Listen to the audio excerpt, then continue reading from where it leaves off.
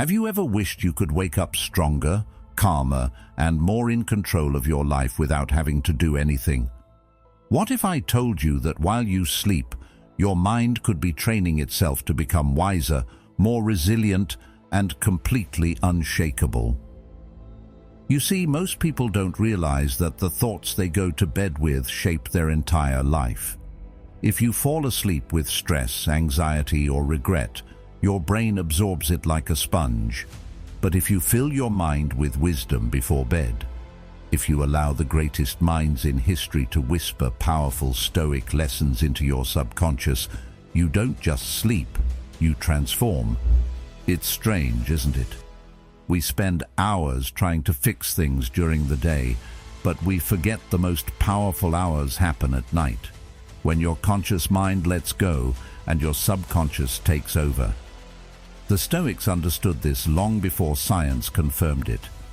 Marcus Aurelius didn't become one of the most disciplined minds in history by chance. His strength came from intentional thought, quiet reflection, and the discipline to guide his mind before it drifted. They knew, if you don't program your mind, the world will do it for you, and it rarely programs you for peace. This is your chance to take back control, to stop waking up with the same emotional weight you carried into bed. Because if your last thoughts at night are filled with clarity, strength, and timeless wisdom, then your mornings will meet you with a mind that's already trained to lead, not react. A mind that doesn't get pulled by chaos, but moves with purpose. And if what we're doing here speaks to you, if it helps even just a little, there's a small but powerful way you can help keep this going. Just hit the subscribe button. No pressure. It's free, takes 1 second, and it's the kind of support that really matters. Now, let's go deeper into the part no one talks about, what happens inside your mind when the world gets quiet, and how that stillness might just be the key to changing your entire life. Even when your eyes are closed and your body is still, your mind is wide awake. This is something most people overlook. They believe that sleep is simply a break from the chaos of the day, a time when everything shuts down. But the truth is, the mind never truly rests. It slows, it quiets, it softens its volume, but beneath the surface, it keeps working.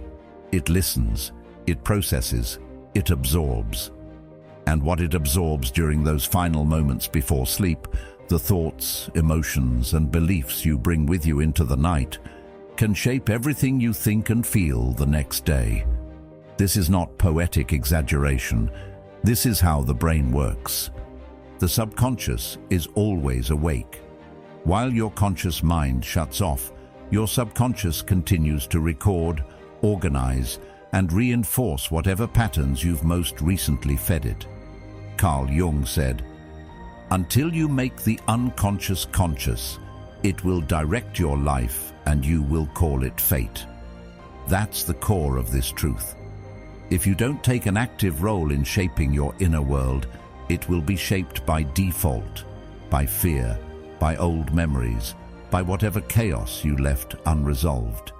Most people go to bed carrying the weight of the day, unknowingly handing it over to the subconscious to be woven deeper into their mental framework. They wonder why they wake up anxious or unmotivated, without realizing they've rehearsed those feelings in silence while they slept.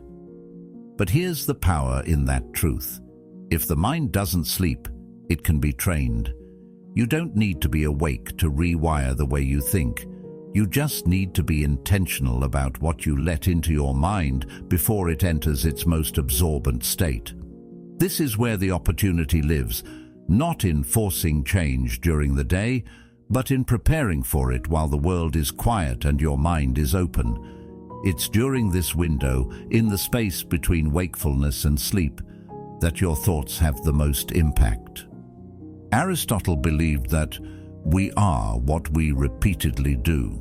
Extend that idea beyond action into thought, and you realize we also become what we repeatedly think.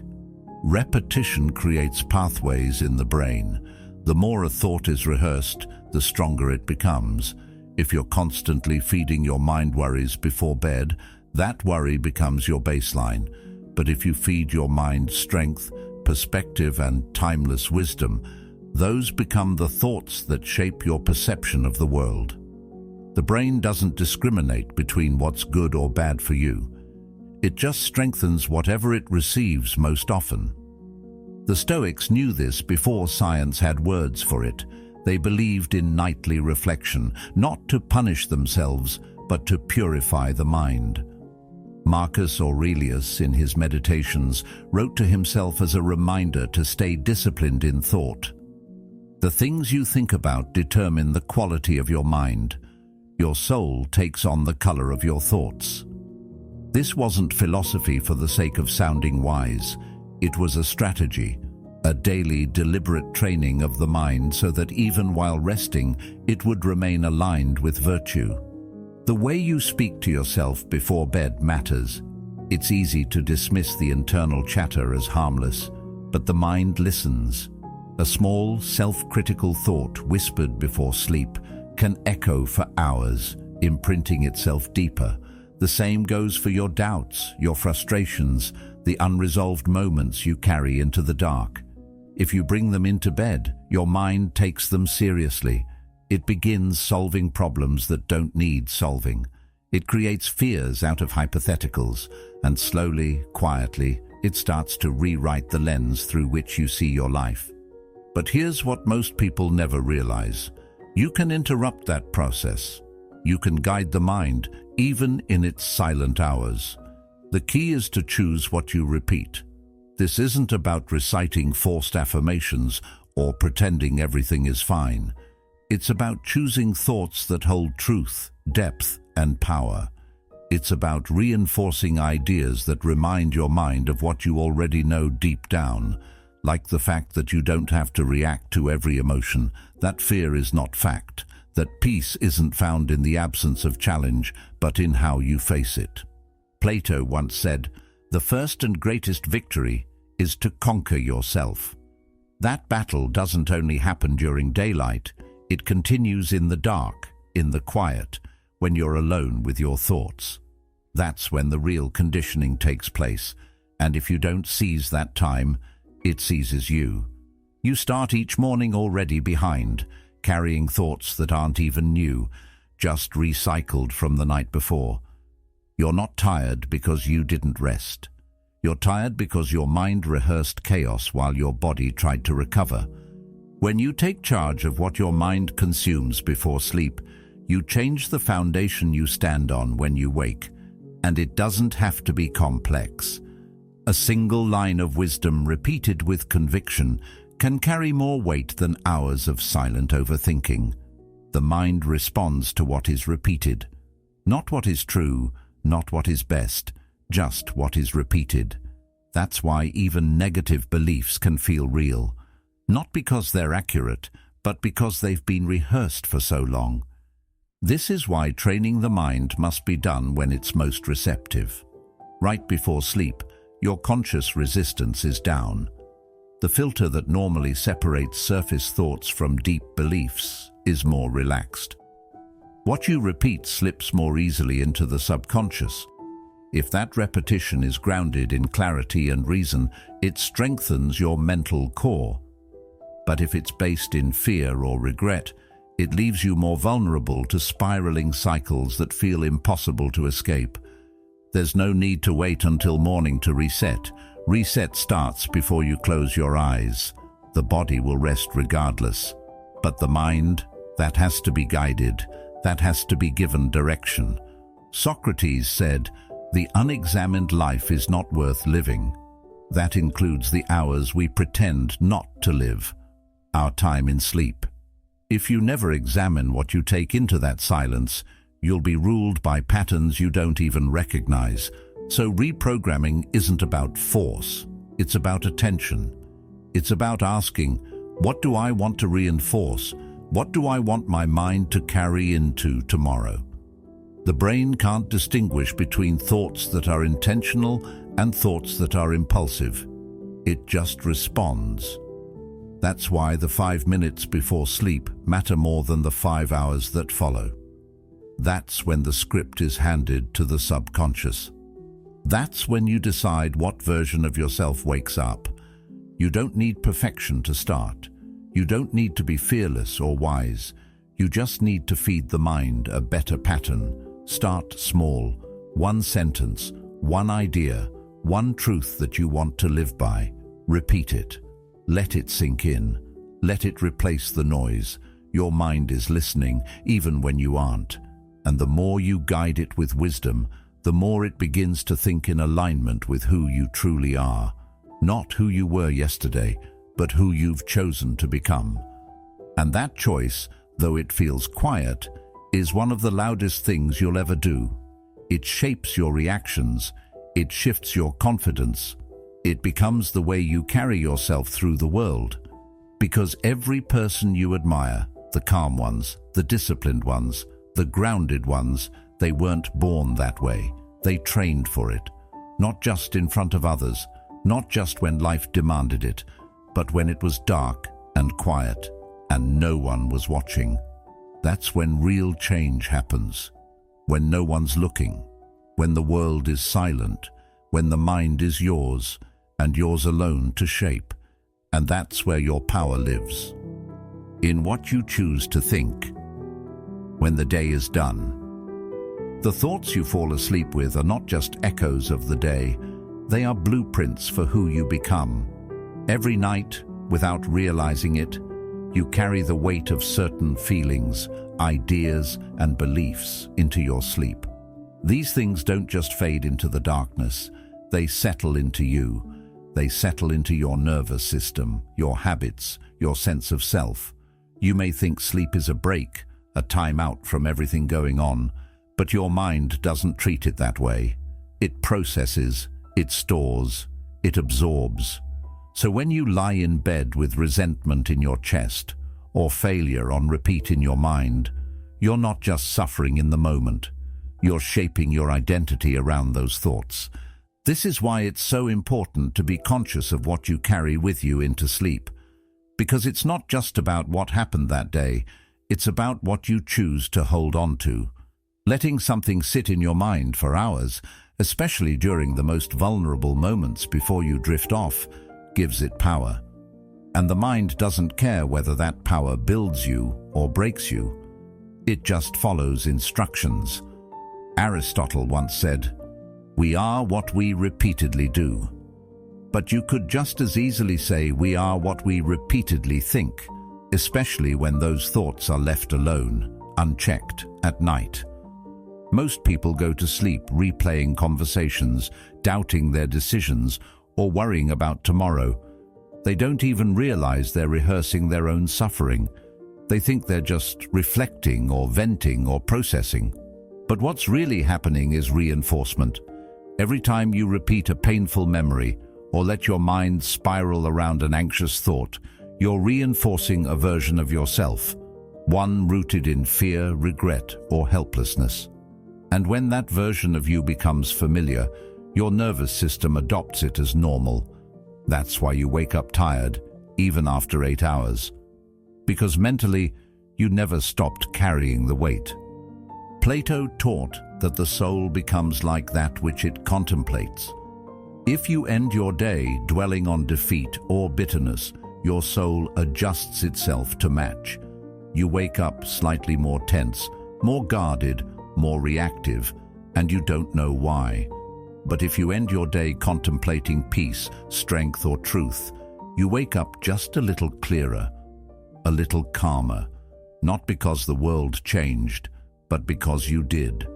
Because the night gave you a chance to recenter, and you took it.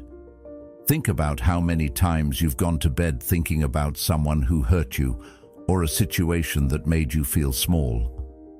How many times you've fallen asleep in the grip of comparison or shame, wondering if you're enough. These thoughts don't just vanish overnight, they settle deeper. Carl Jung warned that what you resist not only persists, but will grow in size. So when you resist your emotions instead of meeting them with understanding, they don't disappear, they follow you. They shape how you speak, how you make decisions, how you see yourself. But there's another way. There's a quieter, more powerful approach.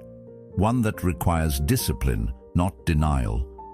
It starts with asking yourself one thing before bed. What am I choosing to carry into tomorrow? Because make no mistake, that's what's happening. You are not just ending a day, you're preparing the next one. The emotions you allow to marinate in silence become the background music for your morning thoughts, your habits, your moods. And when repeated, they form the inner script that plays unconsciously throughout your life. This is why the Stoics practiced nightly introspection. Not to dwell, but to clear, to examine without judgment, to let go of what didn't serve their virtue and reinforce what did. Marcus Aurelius would write to himself each evening, reminding his mind to stay aligned with reason, with justice, with calm. He wasn't trying to be perfect. He was trying to be intentional, to make sure the thoughts he brought to bed would not lead him further from the person he was trying to become. You don't have to fix everything before you sleep. That's not the goal. You just have to be aware. Awareness alone is enough to begin shifting the pattern. When you become conscious of what you're rehearsing, you create a gap, a moment to decide whether this is something worth taking into the night with you. And in that moment, you have power. You can release. You can replace. You can choose a thought that strengthens you instead of one that weakens you, and slowly that choice becomes who you are. The identity you build isn't created through grand gestures or once-in-a-lifetime moments. It's built through the repeated, quiet choices you make when no one's watching, especially when you're alone with your mind, especially right before sleep, when you're most honest, most vulnerable.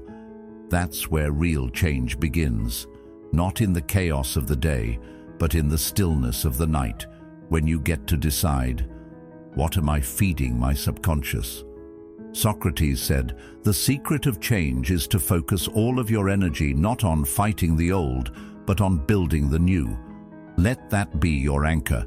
Let that guide how you close your day. Don't fall into the trap of reliving every mistake, every awkward moment, every unkind word. That isn't healing. That's mental self-harm disguised as reflection. Healing happens when you stop feeding the loop and start choosing a different story. When you decide not to carry shame, but clarity, not resentment, but understanding, not anxiety, but faith. And no, this doesn't mean pretending everything is fine. It means holding your pain with compassion instead of judgment. It means telling yourself, yes, today was hard, but I don't have to bring that hardness into my rest. It means reminding yourself that growth isn't always loud or dramatic. Sometimes it's as simple as whispering a better thought to yourself and letting it echo through the silence of sleep. The mind remembers what it's told most often. It believes what you repeat. So the most powerful thing you can do is train it to believe in your ability to rise, to handle difficulty, to stay grounded no matter what the world throws at you. Not because you forced yourself to believe it during the day, but because you rehearsed it in the quiet, when the world was gone and only you remained. That version of you, the one that carries peace instead of panic, the one that chooses wisdom over worry, doesn't come from luck. It comes from what you carry to bed and what you let go of before you close your eyes. At night, the world goes silent, but your mind speaks louder. Without the noise of conversations, responsibilities, or distractions, your thoughts finally have the stage all to themselves. And that's exactly when your deepest beliefs, your real fears, and the stories you've been telling yourself rise to the surface. What most people don't realize is that this quiet isn't just background noise, it's programming. It's in these final moments before sleep that your mind is most open, most sensitive, and most likely to accept whatever you feed it. And what it accepts becomes the foundation of your reality the next day. During sleep, your conscious guard drops. Your subconscious mind, The part of you that drives 95% of your thoughts, feelings, and decisions goes to work. It doesn't judge, it doesn't question, it just absorbs and repeats. If you go to sleep thinking you're not good enough, that thought doesn't just vanish by morning. It lingers. It affects how you interpret people's reactions. It influences how confident you feel, how willing you are to take risks, how you talk to yourself when something doesn't go your way. Sleep doesn't reset the mind, it reinforces it. Carl Jung once said, "Until you make the unconscious conscious, it will direct your life and you will call it fate." That's exactly what happens with nighttime thoughts. They become the script your subconscious runs on. And because most people never question that script, they wake up and walk through the day unknowingly acting out last night's doubts. They wonder why they keep falling into the same emotional patterns, the same cycles of overthinking or avoidance. But the answer was planted the night before, quietly, consistently, invisibly. The Stoics believed that control begins in the mind, not in the world. And the most overlooked place to practice that control is right before you fall asleep. It's easy to think that your day starts in the morning, but in reality, it begins the night before. The tone of your day is set by the last few thoughts you allow to settle into your nervous system. That's the soil. And whatever you plant there, worry, hope, bitterness, gratitude, that's what will grow when the sun comes up. If you sleep in stress, you wake up in survival mode. Your brain is already scanning for threats, already looking for what might go wrong. You become reactive instead of grounded. You carry that tension into conversations, into decisions, even into your posture. On the other hand, if you sleep in peace, even if everything in your life isn't perfect, you start your day with a steadier foundation. You don't need everything to be okay. You just need your inner world to be clear enough not to distort the way you see the outer one. Plato wrote that the beginning is the most important part of the work. And your day begins long before your alarm clock. It begins with what you let echo in your mind as you drift off. So if you're filling that time with social media, news, or mental loops of regret, don't be surprised when your morning feels heavy. You're not broken. You're just following the emotional trail you left for yourself the night before. And it's not just about positive thinking or saying affirmations. It's about aligning with thoughts that are true, thoughts that pull you toward your better nature. Like, I'm allowed to let go of what I can't control. Or, this setback doesn't define me. Or even just, I made it through today, and I'm still here. These aren't fantasies. They're truths we forget in the noise of the day, but remember in the quiet of the night, if we give ourselves the chance. Socrates once urged his students to care more for the soul than for the body. But how many of us care for our soul before bed? We brush our teeth, we set our alarms, but we don't cleanse the mind. We don't pause to check what stories we're about to reinforce. And then we wonder why life feels like it's happening to us instead of through us. But it's not fate, it's habit, it's repetition. It's letting old thoughts run the show because we never chose new ones before the curtain closed. This is why reflection at night matters, not for guilt or shame, but for clarity. You ask yourself, what am I holding on to that doesn't serve me anymore? And even if you don't have all the answers, just asking that question opens the door. It tells your subconscious, I'm willing to grow. I'm willing to see this differently. And that willingness is powerful. Because change doesn't need perfection. It needs intention. When you go to sleep carrying peace, you wake up with power. Not power over other people, but power over your own mind. The power to respond instead of react. The power to stay grounded when others are chaotic. The power to choose your next step, even when fear is whispering in your ear. That kind of strength doesn't come from willpower alone. It comes from planting the right thoughts during the hours no one sees. The reality you live tomorrow is being written by the thoughts you entertain tonight. That's not a warning, it's a gift, because it means you're not stuck. You're not doomed to repeat the same emotional stories. You can intervene, you can rewrite, one thought at a time, one night at a time. The mind never stops working, so give it something worth working with. That's the hidden power of nighttime, not just to rest, but to realign, not just to escape, but to evolve. If you let that truth in, really let it in, you'll stop treating sleep like an end and start treating it like a beginning. Overthinking wears a clever disguise. It shows up looking like concern, preparation, responsibility. It tells you you're just being thorough, that you're making sure nothing goes wrong. But behind that mask, overthinking is quietly draining your energy and confidence. It pretends to protect you while secretly imprisoning you inside a mental loop with no exit. What seems like reflection is actually rumination, thoughts spinning in circles, never landing anywhere useful. Reflection helps you grow. It brings clarity, acceptance, and sometimes resolution. But overthinking, it keeps you stuck. You replay the same conversation, analyzing every word. You predict disasters that haven't happened. You create arguments in your head that you never actually have. It's mental noise, not mental clarity. And the more time you spend there, the harder it becomes to trust yourself, because now every decision is filtered through fear. Aristotle taught that the energy of the mind is the essence of life. That energy, when wasted on repetitive, unproductive thinking, leaves you drained before you've even started your day. You wake up already behind, already worried, already rehearsing conversations or outcomes that may never come. That isn't clarity. That's cognitive exhaustion dressed up as responsibility. The danger of overthinking is that it feels productive. You think you're solving something.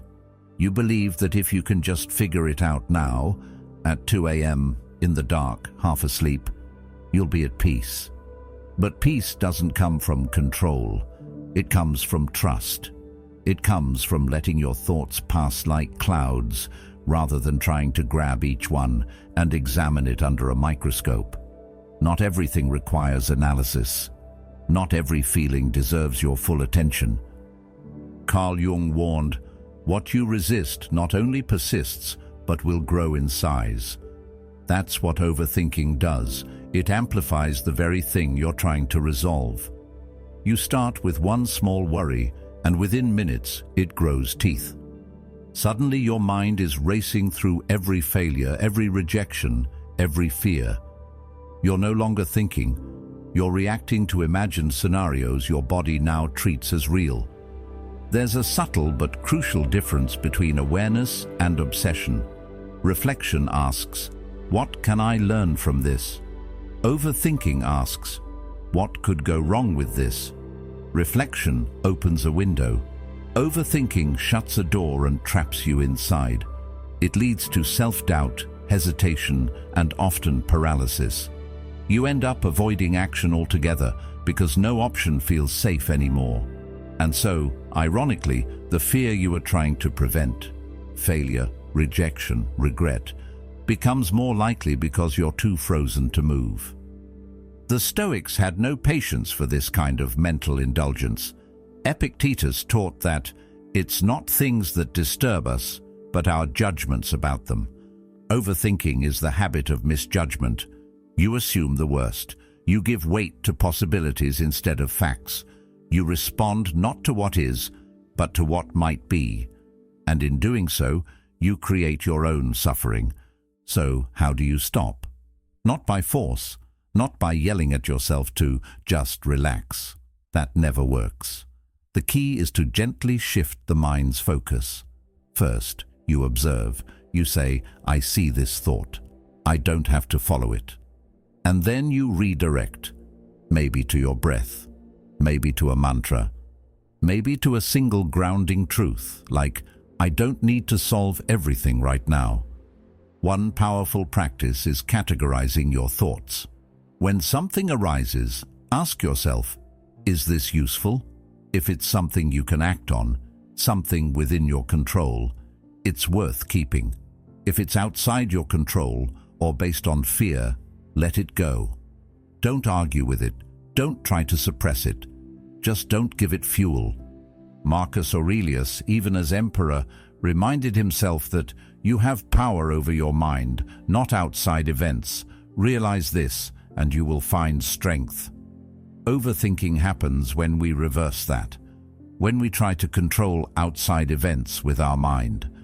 When we believe that thinking hard enough will protect us from pain. But pain is part of life, and thinking about it endlessly won't prevent it. It just brings it forward before it even arrives. Reflection is a flashlight. Overthinking is a strobe light. One helps you see, the other blinds you. The goal isn't to stop thinking, it's to think better, to choose thoughts that serve you, that guide you, that calm you. Let your mind rest. Let it process without interference. Your subconscious is wise. It knows what to do if you'll just stop interrupting it with noise.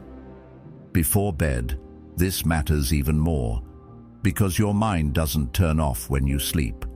It continues to process whatever you last gave it. If you feed it fear, it will echo fear all night. If you feed it clarity, it will settle. That's not philosophy, that's neuroscience. Your brain consolidates memories and emotions while you sleep. What you think about at night becomes your emotional reality by morning. That's why overthinking at night is one of the most damaging habits you can carry. It poisons the subconscious. It keeps your nervous system activated. It denies your body and mind the chance to repair. And when repeated often enough, it becomes a default setting. You stop being a thinker and start being a worrier. That identity shift happens quietly, almost unnoticeably, but it changes everything. But here's the truth most people miss. You are not your thoughts. You are the one watching them. You can step back. You can listen without obeying. You can choose not to follow every story your mind spins. That's where real power begins, not in thinking more, but in thinking less, and with more intention. Overthinking isn't intelligence, it's hesitation. It's a symptom of fear dressed up as logic. And once you recognize that, you can start creating space between you and your thoughts. You can say, not now, not this thought, not tonight. And that small moment of distance, that's freedom, that's clarity. That's the beginning of breaking the cycle of self-sabotage and stepping into a life led by intention rather than anxiety. Not because you've silenced your mind, but because you've learned how to guide it. The Stoics understood something about sleep that most of us have completely forgotten. Sleep isn't just physical rest, it's mental preparation. It's not just about closing your eyes and shutting off your body. It's about what you carry into the darkness and how that shapes who you become when the light returns. They saw sleep as a sacred transition, a daily death of sorts, where your mind sheds the noise of the day and prepares to rise wiser, calmer, and more in control. In the modern world, though, we treat it like a pause button, a passive activity. Something we do after we've drained every ounce of our attention, scrolling, worrying, racing to fit more into a day that already demands too much. But to the Stoics, sleep wasn't an escape. It was an opportunity, a time when the soul could return to itself. Marcus Aurelius wrote in his Meditations, "When you arise in the morning, think of what a precious privilege it is to be alive." But that insight wasn't born in the morning. It was prepared the night before, in silence, in reflection, in stillness. He believed in ending each day with thought, with gratitude, and with inner review, not to punish the self, but to purify it. Because if you don't clear your mind before you rest, You carry that mental clutter into tomorrow, and cluttered minds don't create clear lives. Modern life is obsessed with sleep hacks, blue light filters, weighted blankets, apps that play ocean waves on loop. But the Stoics didn't need tricks. They practiced presence, detachment, and most importantly, self-discipline. They knew that how you enter sleep shapes how you wake up. They prepared their minds like a warrior sharpens their sword before battle. They didn't fall asleep to avoid life. They used it to master it. Seneca warned against going to bed without examining the day. He'd ask himself, what did I do right? What did I do wrong? What can I do better tomorrow? This wasn't guilt-driven. It was driven by growth, by a desire to live more intentionally, not just exist reactively. He wrote, "As long as you live, keep learning how to live." That learning doesn't stop when the sun goes down. In fact, it begins there. Because here's the truth.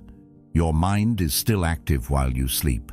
Science now confirms what the Stoics intuited centuries ago.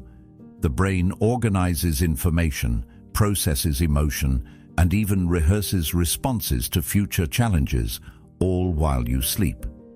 So whatever emotional state or mental content you bring into that space, your brain treats as important.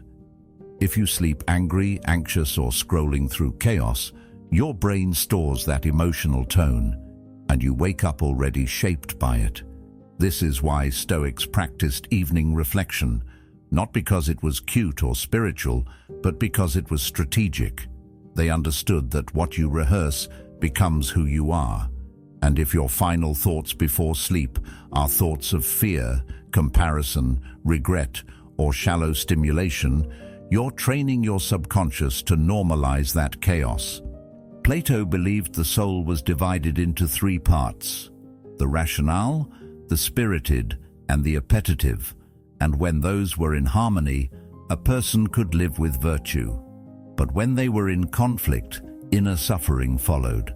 Nighttime for the Stoics was a time to restore that inner harmony, to remind the rational part of its power, to calm the emotional storms, to quiet the cravings of the body and bring everything back to center. So the next day, you didn't have to fight yourself. You could just be yourself. But what have we done instead? We've turned bedtime into a battleground. Screens blast us with images. Our thoughts spiral through worries we can't control. We replay conversations, imagine worst-case scenarios, and let external noise seep into the most vulnerable space of the day. We don't prepare for rest. We collapse into it, hoping for peace without actually creating it. The Stoics would have found that tragic, because to them, sleep was a ritual of power, not weakness. It was a time to reconnect with nature's rhythm, to remember that we are not machines meant to run 24/7, but humans built to cycle between action and renewal. Nature does nothing in vain, Aristotle wrote, and that includes sleep. It's not wasted time, it's necessary time. If you use it well, it doesn't just heal your body, it refines your mind. Carl Jung once said, "Until you make the unconscious conscious, it will direct your life and you will call it fate." What you feed your unconscious before bed becomes the foundation of your waking life. That's why the Stoics guarded the gate to their sleep. They didn't allow anything to enter lightly. They chose their final thoughts with care because they knew those thoughts would echo long after the eyes closed. So maybe it's time to stop treating sleep like a shutdown and start treating it like a ceremony, a daily rite of passage from one version of yourself to the next. You can fill that space with fear or with philosophy, with mindless content or with timeless wisdom. The choice is yours, but what you choose will shape more than just your dreams. It will shape your discipline, your energy, your emotional resilience, all the things that define who you are when you're awake. And if you're seeking strength, calm, and control, not as a fantasy but as a lived experience, it doesn't start with a productivity hack. It starts with what the Stoics knew, that how you end your day is how you build your life. And the thoughts you fall asleep with, they don't just disappear, they become your reality. It's not always the long hours or endless to-do lists that leave us drained. It's the emotional clutter we carry, quiet, invisible, but heavy. Most people go to bed believing they're just physically tired, but what they're really experiencing is the weight of unspoken frustration, unresolved conversations, and lingering disappointments. The kind of exhaustion that no amount of sleep can fix. The Stoics understood this centuries ago. They knew that true fatigue begins in the mind, not the muscles. And yet today, we rarely think to ask ourselves what emotional baggage we're dragging into the night, or how it's silently shaping the way we wake up. You might have noticed it yourself.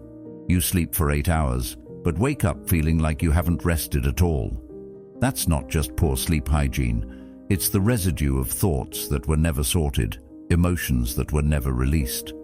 Aristotle believed that moderation and balance were the key to a well-lived life.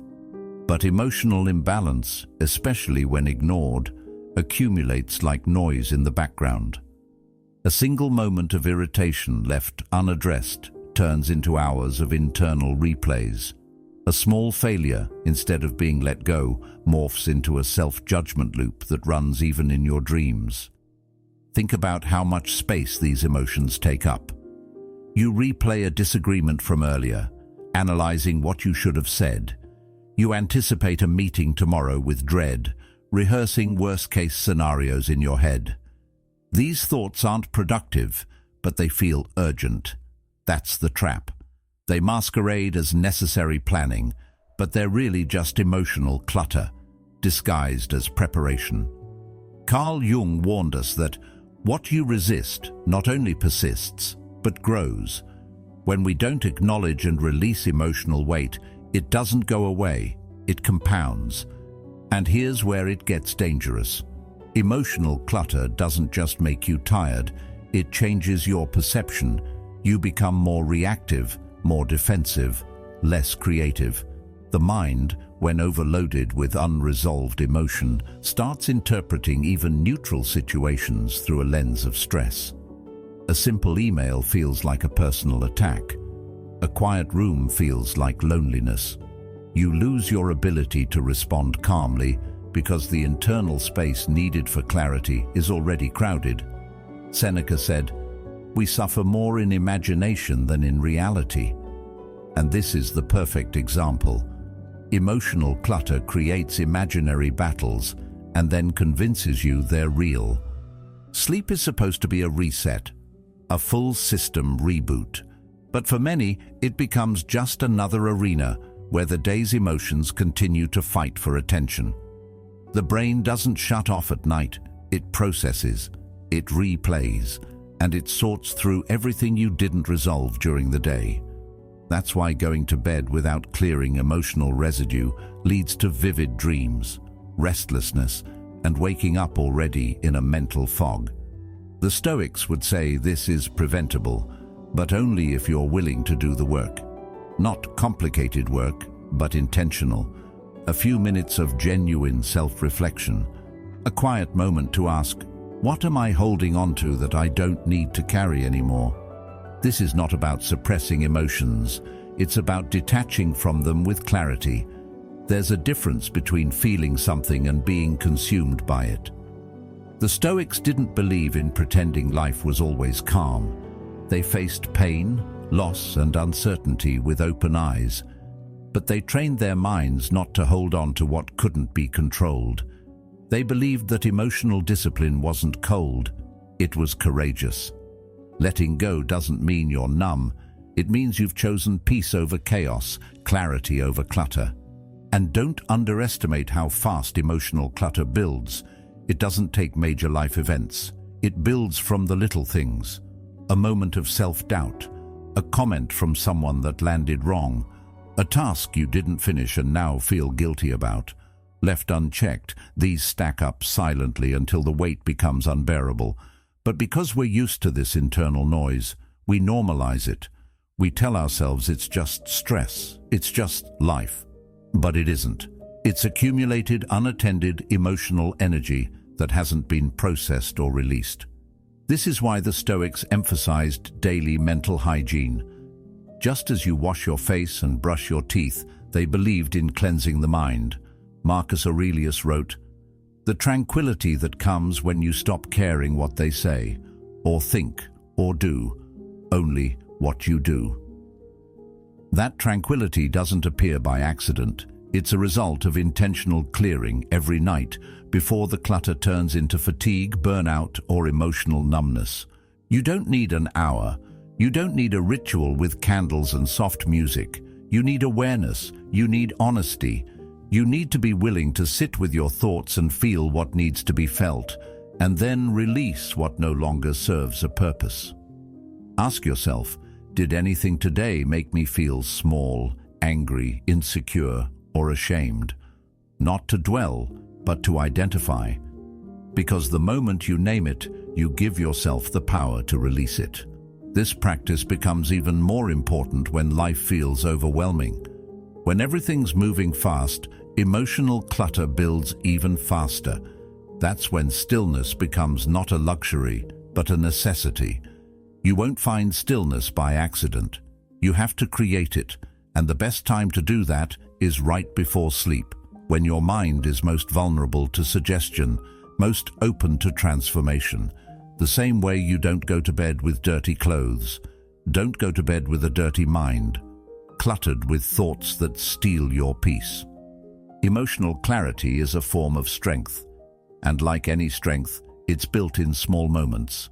Choosing not to replay that insult, choosing not to carry that insecurity, choosing not to give power to a fear that hasn't even materialized. Every choice you make before bed either adds to the clutter or clears it. And the beautiful part is, you don't need to fix everything before sleep. You just need to let go of the idea that you must fix everything right now. Plato taught that the first and best victory is to conquer self. Emotional clutter makes that victory impossible. It keeps you at war with yourself, with your past, with your fears. But the path to peace isn't complicated. It's choosing, moment by moment, to release, to not argue with reality, to not grip so tightly to things already gone. You'll know you've started this process when you stop needing to win your arguments in your head, when you stop obsessing over what they meant or how you came across. You'll start to feel lighter, not because the world changed, but because you did.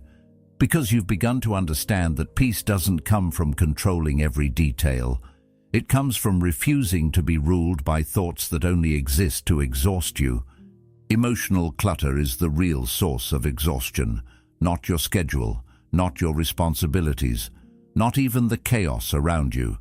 It's the chaos within, and it can be cleared, night after night, choice by choice, until you wake up not just rested, but free. Most people try to add more to their lives when they're feeling overwhelmed. More motivation, more productivity hacks, more goals. But what if the real answer wasn't about adding anything? What if it was about letting go? That's the heart of mental detox. And no, it's not a trendy self-help buzzword. It's a return to something deeply human, something the Stoics practiced religiously, the ability to clear the mind, not fill it, to free yourself, not fix yourself.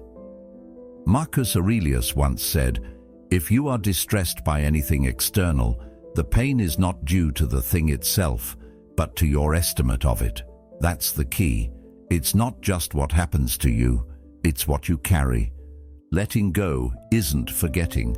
It's not pretending nothing happened. It's giving yourself permission to stop carrying something that's already done its damage. Think about how much you're holding on to right now.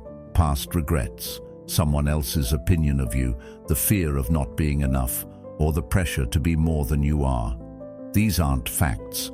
They're weights, invisible ones, but your nervous system treats them like a real burden. Your shoulders tense, your chest tightens, your sleep gets lighter. Because even when the moment has passed, the residue remains. And here's the catch.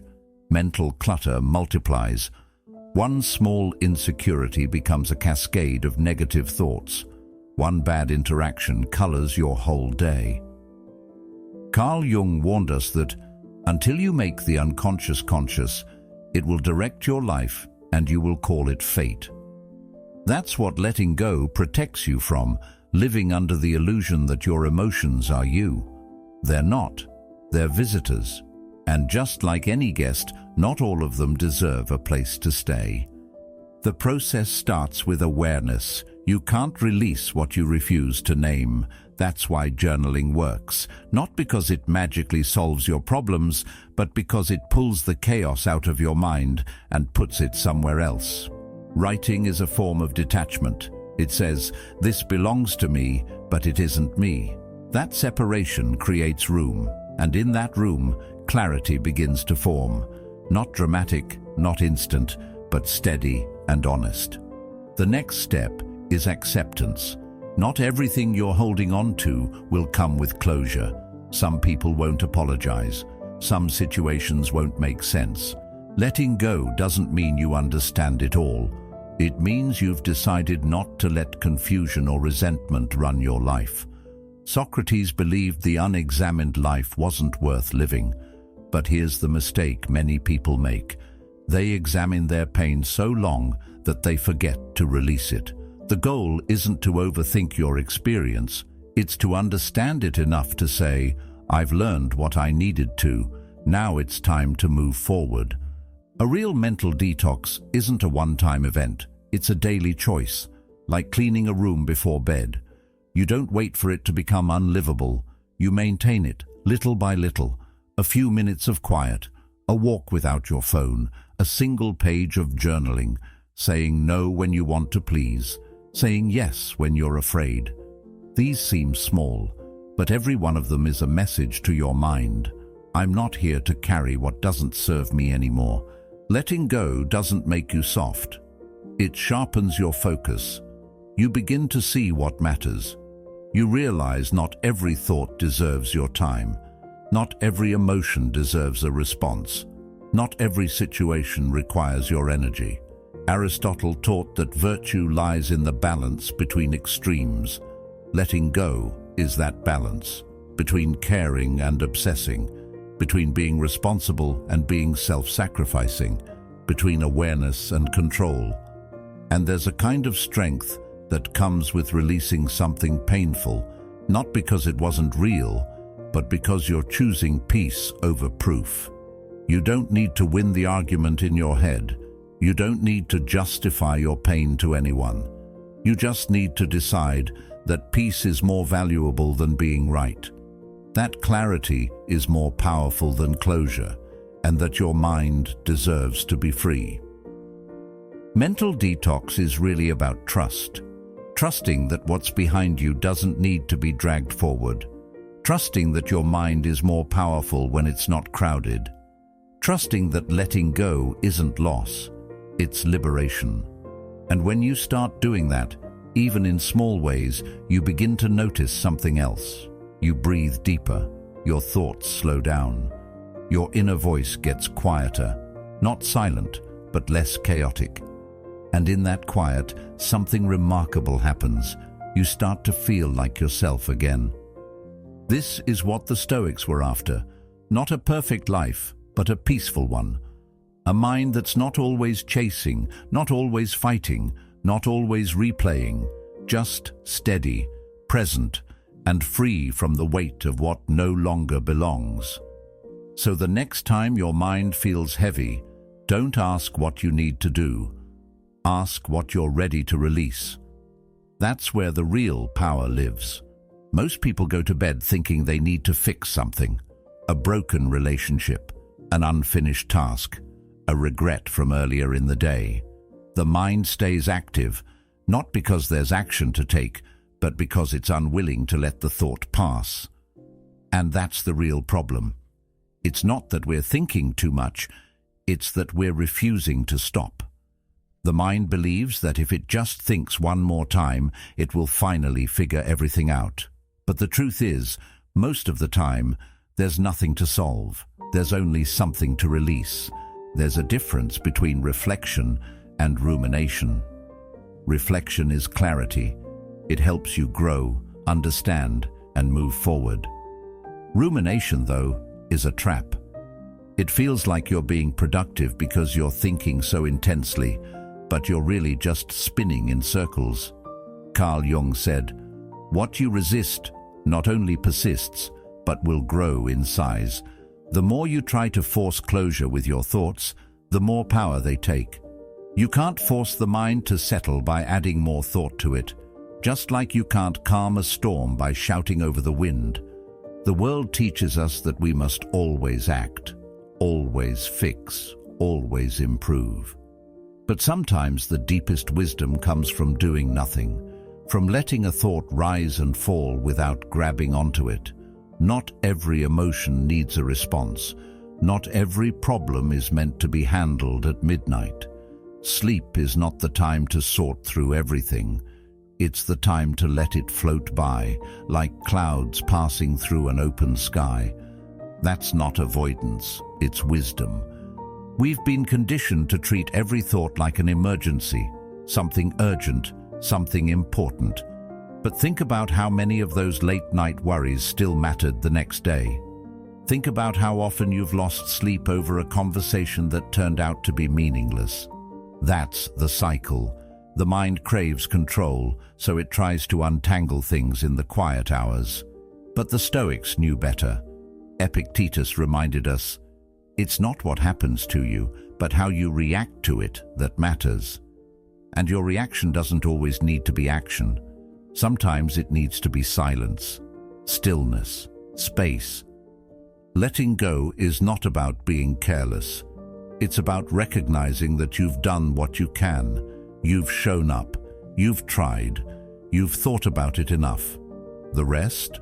That belongs to time, or to someone else, or to something greater than your own mind. You release it not because it's solved, but because holding on to it is doing more harm than good. Holding on robs you of rest. And when you lose rest, you lose perspective, the ability to respond calmly, the strength to carry on, the clarity to see what really matters. People often think they need more motivation, more tools, more breakthroughs, but sometimes what they really need is less noise, less pressure, less mental weight. The strongest people aren't the ones who hold on to everything. They're the ones who know when to let go. Socrates once said, "Beware the barrenness of a busy life." The same is true for the mind. A mind too busy solving everything has no room to breathe, no space to heal, no capacity to enjoy peace. Before bed, we must retrain the mind. Instead of asking, "How do I fix this?" try asking, "Can I let this go for now?" That shift in focus makes all the difference. You begin to notice that most of what keeps you up isn't the situation itself. It's your unwillingness to release it. You've made it a part of your identity. You've convinced yourself that if you stop thinking about it, it'll spiral out of control. But ironically, letting go is what brings things back into balance. Psychologically, detachment is one of the most powerful tools we have. It doesn't mean we stop caring. It means we stop carrying. Aristotle taught that the energy of the mind is the essence of life. So where's your energy going? Into loops you've already walked through 100 times? Into fears that haven't even happened? Into emotions that aren't serving any real purpose? Then maybe the bravest thing you can do tonight is simply this. Drop it, set it down, and see who you are without that weight. Even when things are unresolved, you still deserve rest. Even when the day felt like a failure, you still deserve peace. That's not weakness. That's strength. Because the person who can put down their thoughts before sleep is the person who will rise the next day stronger, more focused, more present, more prepared. Letting go doesn't mean you don't care. It means you care enough about your mental clarity to stop bleeding energy into what you can't control. The mind is not a machine that's meant to run all night. It's a garden. It needs time to rest, to grow, to breathe. You don't need to solve everything. You just need to trust that peace is possible even when answers aren't. And that's what the Stoics knew, that clarity isn't found in holding on tighter. It's found in releasing the grip, in walking away from the war inside your own head and saying, "Not tonight." It's found in the quiet discipline of surrender. And in that surrender, the mind doesn't collapse. It expands, it opens, it finds room again. And that's where peace begins.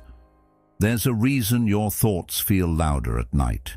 It's not because there's more going on, it's because there's less noise, less distraction, less demand for your attention from the outside world. And in that stillness, the mind finally becomes visible. You start to notice the patterns that were running silently in the background all day. The worries, the doubts, the unspoken fears, they rise like echoes in an empty room. And here's the truth, that silence, as uncomfortable as it might feel, is your greatest opportunity. Because the mind is most impressionable in the dark. You don't train a warrior on the battlefield, you train them in quiet, in private, in repetition.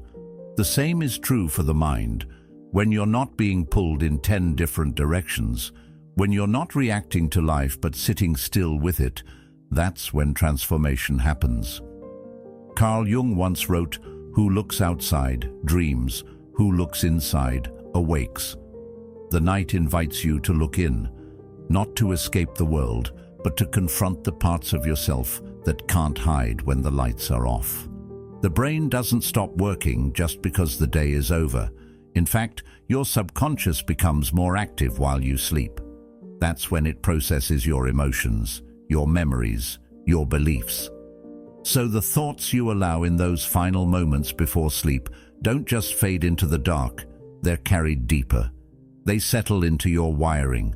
That's why the Stoics reflected at night.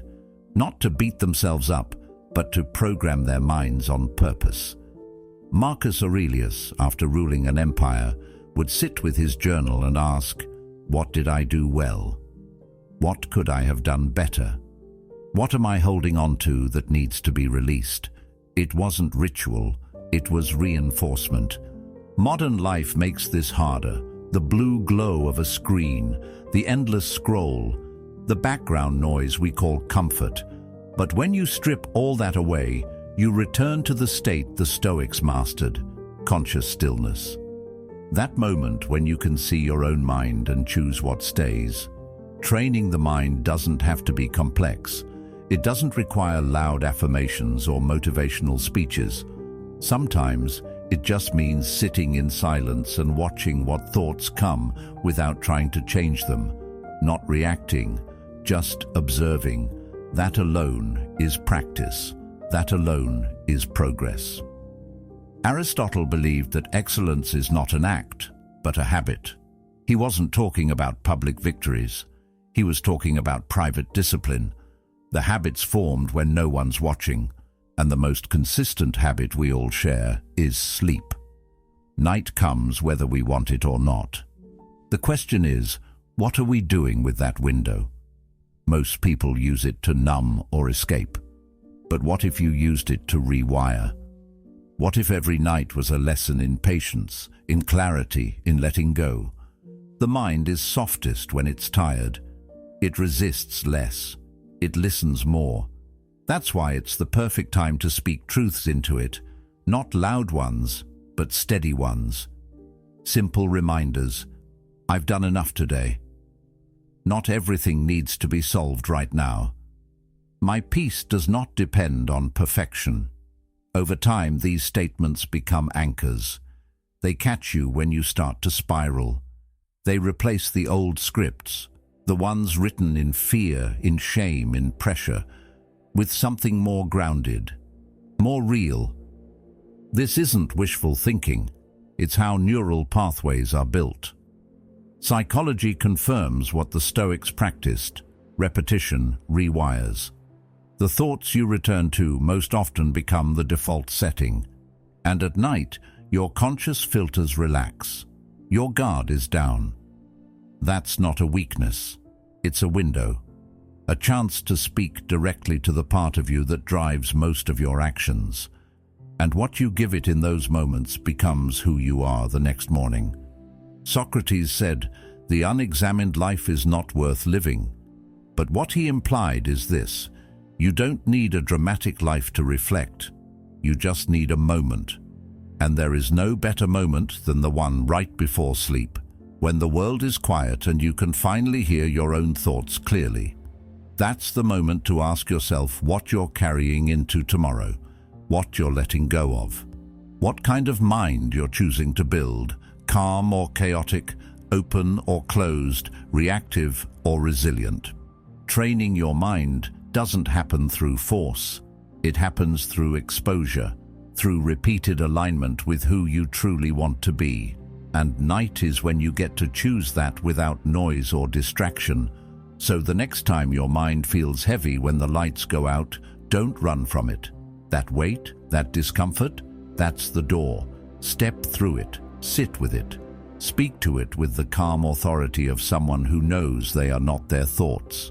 And then gently, deliberately train the mind to let go. You don't need to be perfect. You just need to be present. That's how the strongest minds are built. Not in public, not in daylight, but in the quiet dark, where every thought becomes a seed and every choice becomes a step toward who you were always meant to be. The subconscious doesn't respond to passion. It responds to patterns. It doesn't care how inspired you feel in a single moment. What it's paying attention to is what you do over and over again. And this is where most people get it wrong. They think change happens when you feel a spark, when you hear something powerful once, or when you're in the mood to improve. But your subconscious is not looking for fireworks. It's watching for consistency. Repetition is the language of the subconscious. That's why it takes root not when you shout affirmations at yourself in the mirror once, but when you quietly repeat a truth until it becomes natural, until it no longer feels like a new belief, but a baseline. Carl Jung once said, "Until you make the unconscious conscious, it will direct your life, and you will call it fate." This is what repetition does. It drags unconscious programming into the light and gives you the chance to rewrite it. Most of what you believe about yourself wasn't chosen. It was learned, slowly, through repetition. If you were told as a child that you weren't good enough, maybe not directly, but through small cues, repeated dismissals, subtle emotional coldness, those messages sank in, not because they were true, but because they were frequent. The brain, especially when young or emotionally vulnerable, doesn't evaluate truth based on logic. It evaluates truth based on exposure. What it hears often, it assumes, must be real. This is how self-doubt is planted, and it's also how confidence can be rebuilt. When you go to bed thinking thoughts like, "I'll never be enough," or "I don't have what it takes," those aren't just passing ideas. They're instructions, they're cues to the subconscious. And the more often they're repeated, especially in the vulnerable moments before sleep, the deeper they settle. That's why replacing those with deliberate, clear, simple truths matters. Not poetic ones, not overly grand ones, just steady, believable ones. I can improve. This feeling will pass. I am learning to let go. They don't have to feel powerful right away. They just have to be repeated. Repetition doesn't care about intensity. It cares about frequency. A single emotionally charged thought might catch your attention, but a repeated thought rewires your expectations. It sets the default.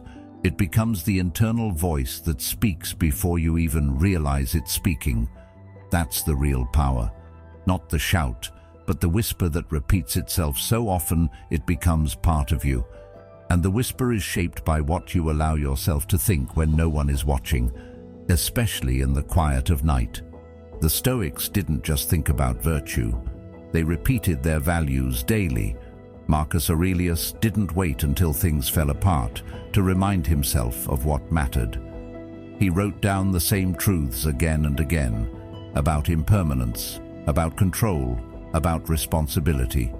Why?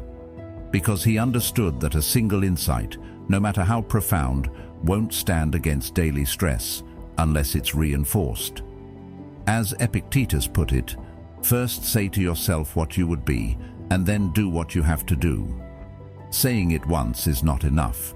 You have to say it every day. This isn't about blind repetition.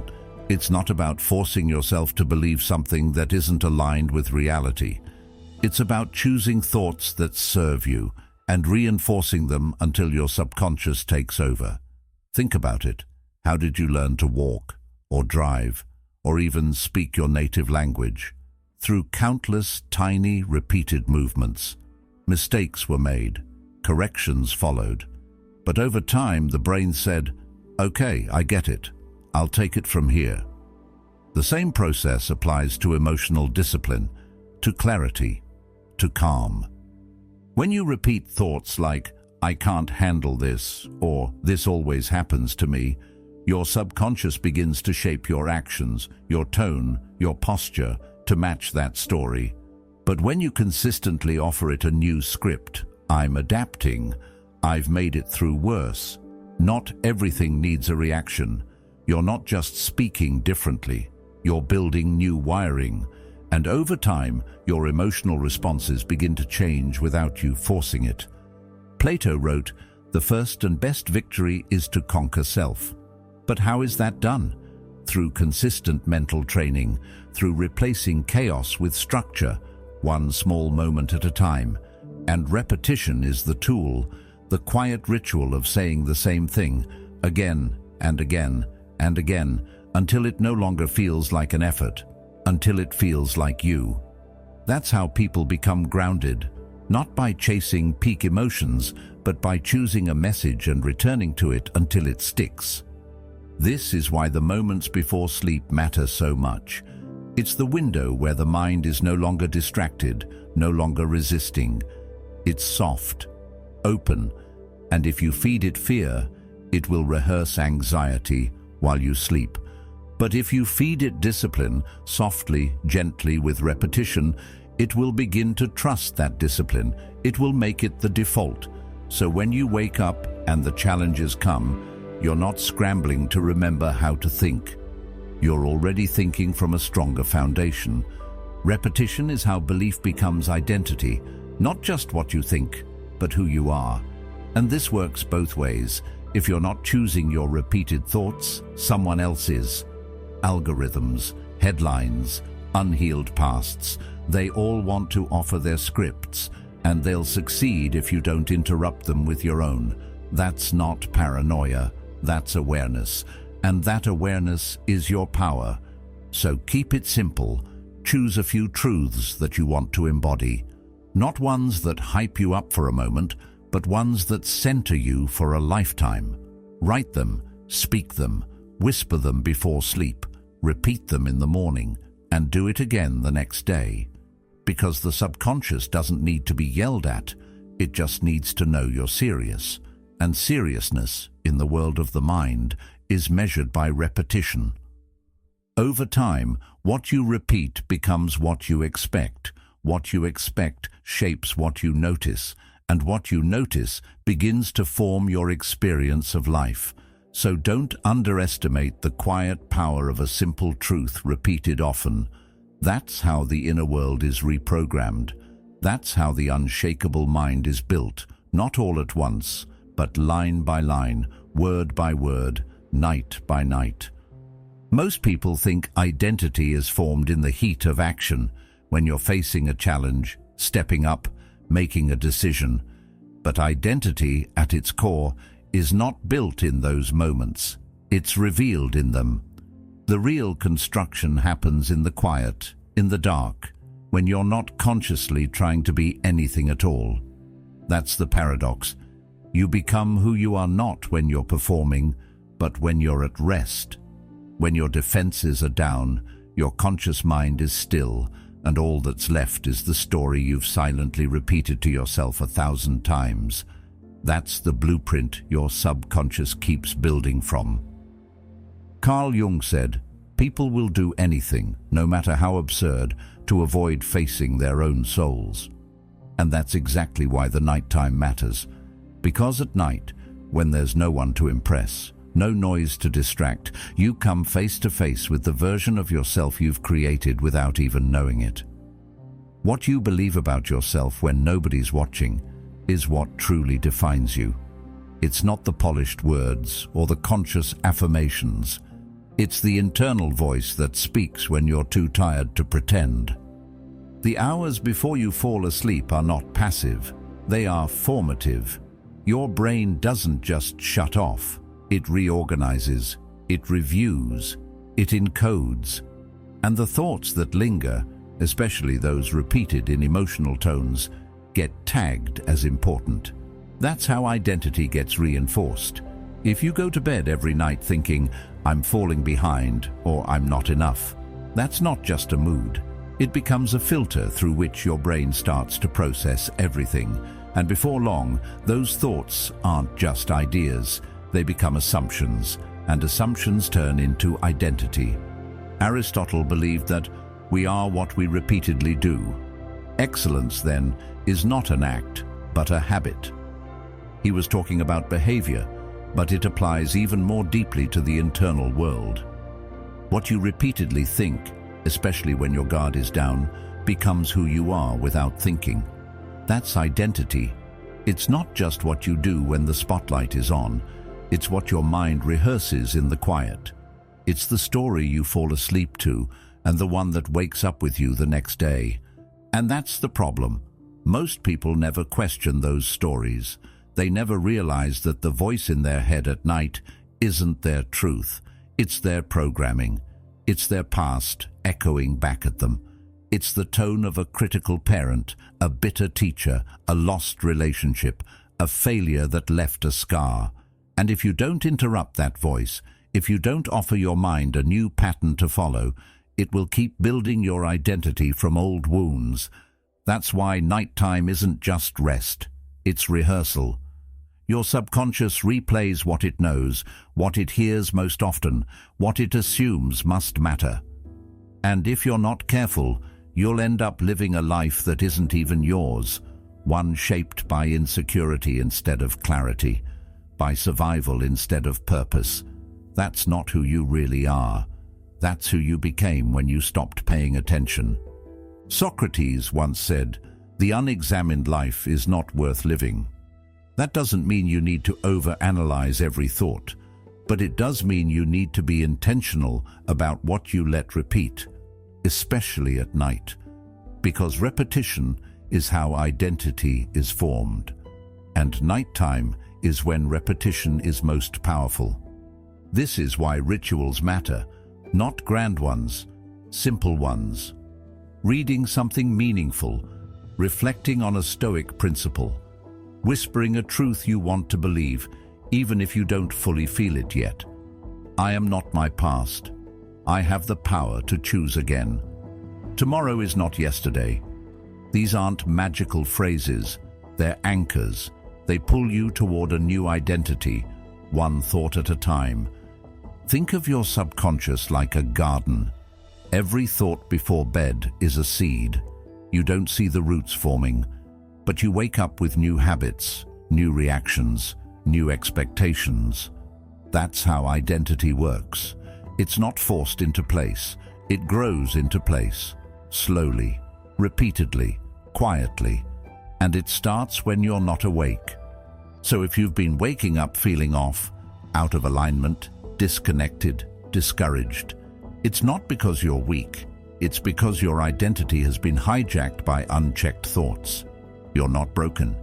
You're just rehearsing the wrong script. And the good news is, it's not permanent. The brain is plastic. The mind is flexible.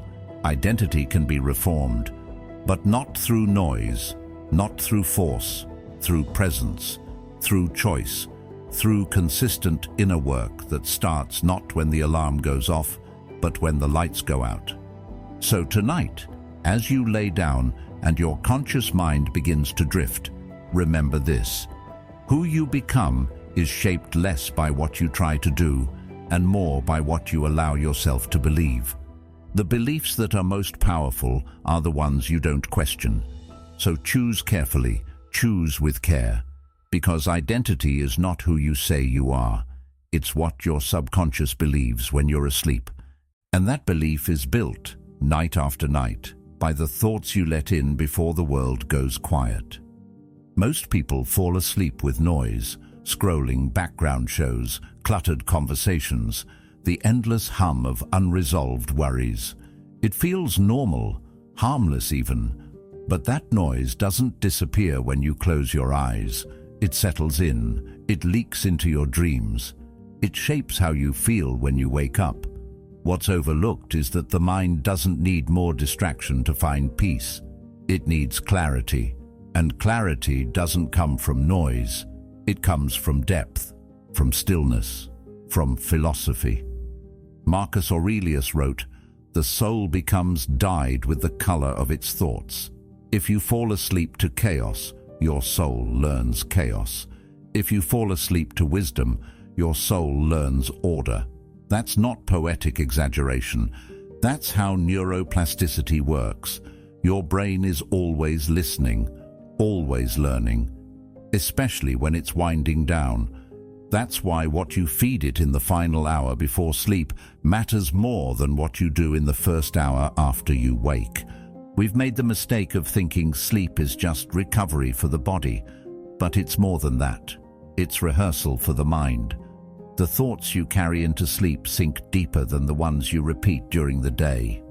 At night, your conscious resistance fades, and whatever thoughts are present, the mind absorbs without a fight.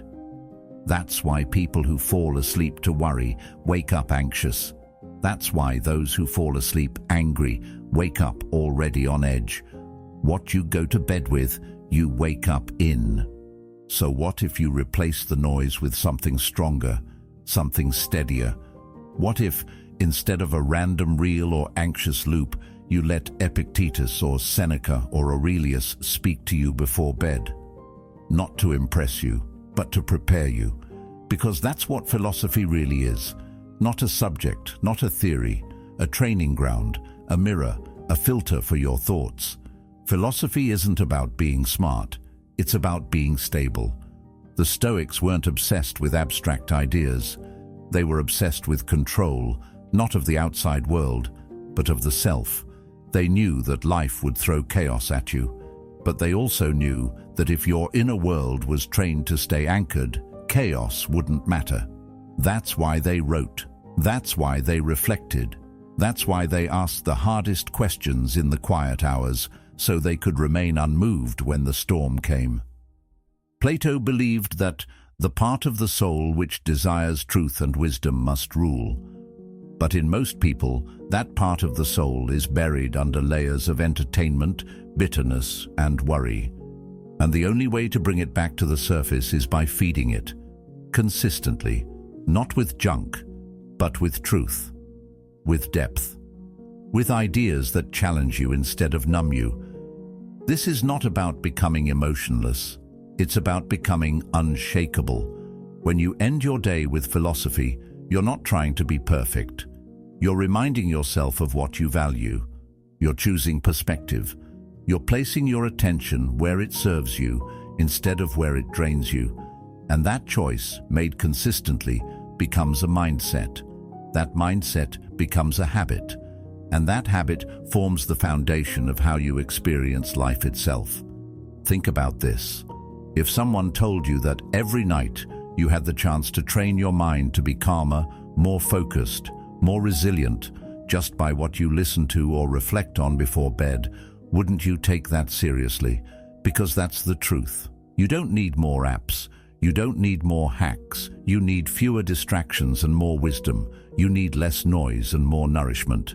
Aristotle once said, "It is the mark of an educated mind to be able to entertain a thought without accepting it." That's what philosophy teaches you, to entertain ideas that stretch you, to explore thoughts without being consumed by them, to pause instead of react, to reflect instead of spiral.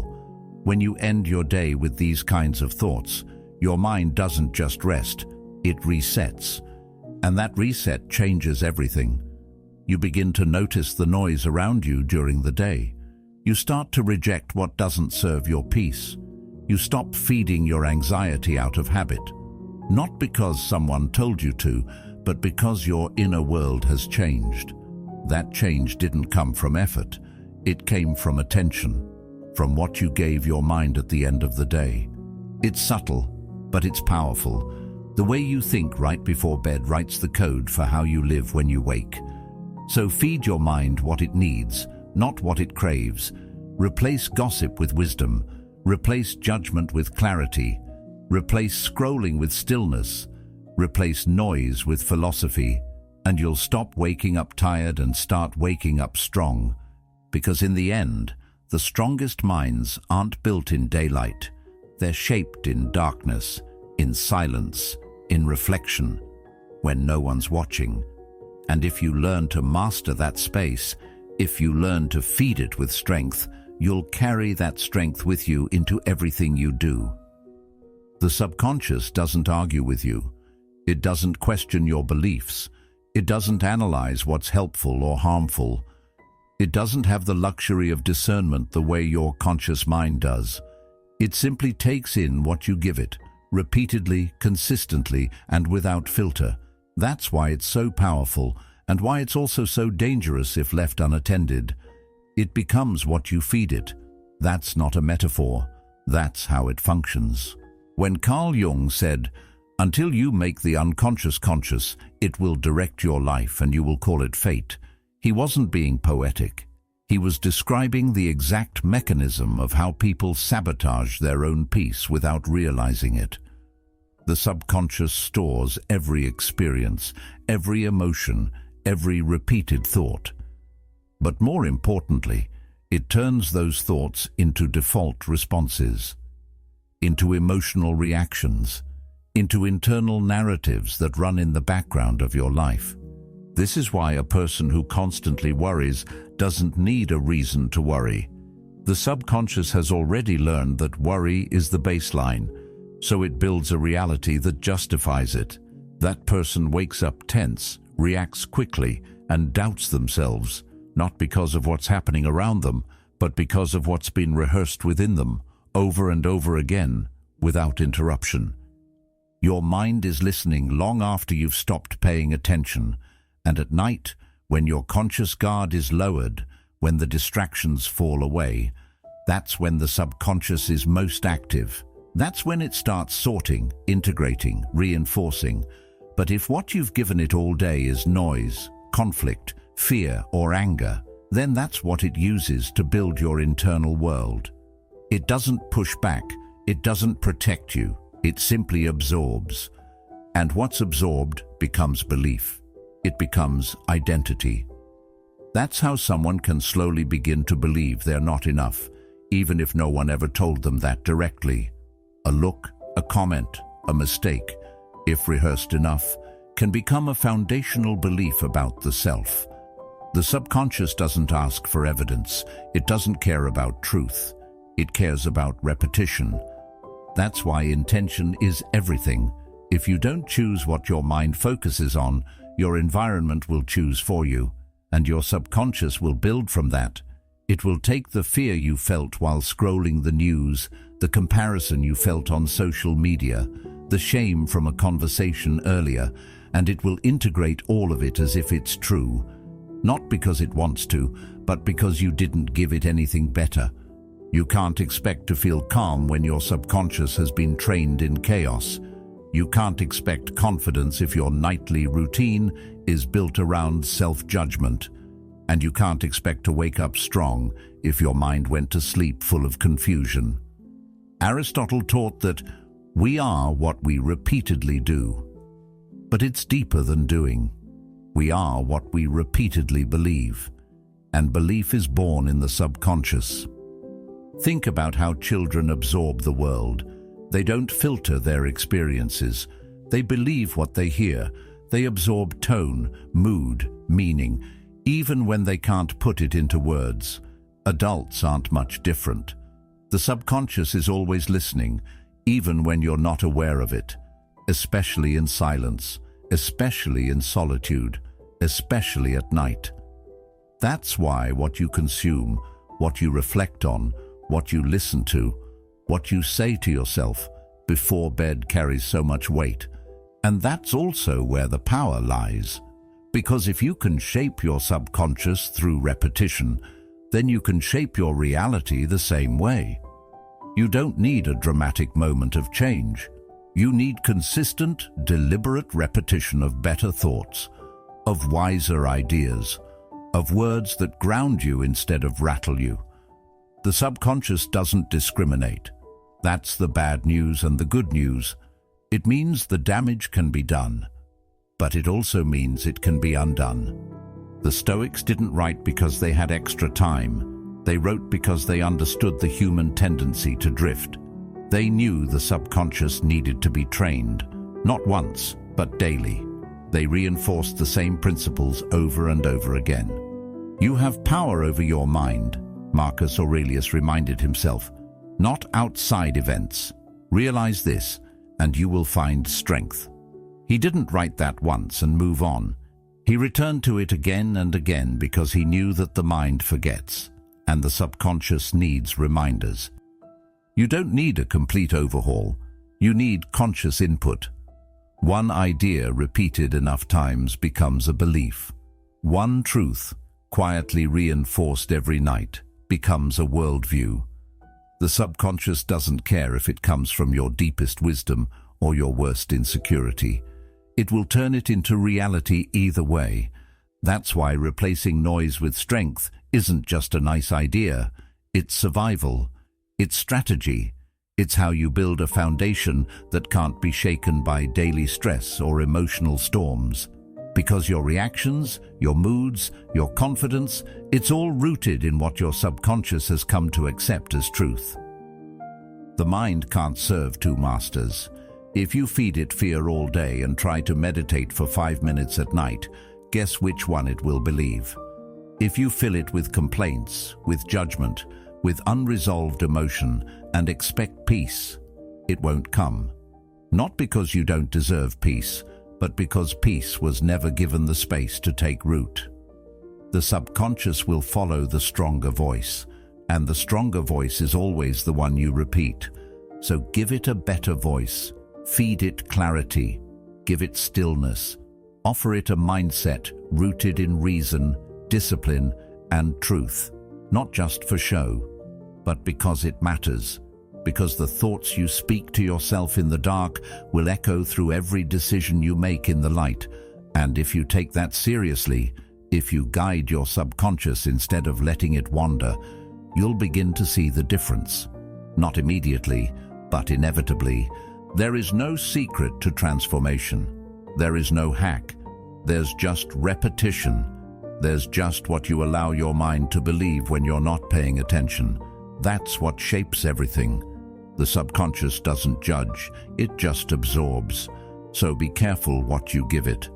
And be even more intentional about what you repeat. Because that's not just the story you're telling yourself, it's the life you're building. When you go to bed in conflict, you don't leave the war behind. You carry it into your dreams, into your body, into the rhythm of your breath. You may think sleep will give you peace, but it doesn't. Not when your nervous system is still alert, your heart still guarded, your mind still spinning over what was said, what should have been said, and what you wish you could take back. The body rests, but the mind continues the argument in silence. And that silent argument, it doesn't heal, it hardens. What begins as a small disagreement festers overnight into a story, and stories have power. The subconscious doesn't distinguish between what's happening now and what's being replayed mentally. So if you lie in bed revisiting a painful conversation, that pain embeds itself deeper, not just as memory, but as identity. You start seeing yourself through the lens of that moment, angry, betrayed, misunderstood, defensive. And the next morning you don't wake up fresh. You wake up with a mental hangover, still wearing the emotional residue of a night lived in tension. Plato once said, "There is no greater evil one can suffer than to hate reasonable discourse." But when we sleep in conflict, we reject reason without knowing it. We let the emotional brain take control and shut out the wiser part of ourselves, the one capable of reflection, forgiveness, understanding. And the more nights we spend that way, the more disconnected we become from that inner wisdom. People often believe time will fix emotional wounds, but time doesn't heal what is constantly reopened. And every time you mentally revisit that fight, that insult, that moment of misunderstanding, you rip the wound open again. You might not speak it out loud, but your body knows. Your breath shortens, your muscles tighten, your sleep becomes shallow. You wake up tired, not because you didn't sleep, but because the conflict never stopped. Socrates believed that the unexamined life is not worth living. But what about the over-examined conflict? When you obsessively turn something over in your head, not to learn from it, but to relive it, what good does that do? It doesn't bring resolution. It doesn't create clarity. It only traps you in a loop. And your subconscious, quiet and obedient, builds that loop into a pattern. The danger here isn't just in feeling bad, it's in training your mind to seek out more conflict. You begin to expect tension, you start seeing it where it isn't, you enter conversations already defensive, interpreting neutral actions as attacks.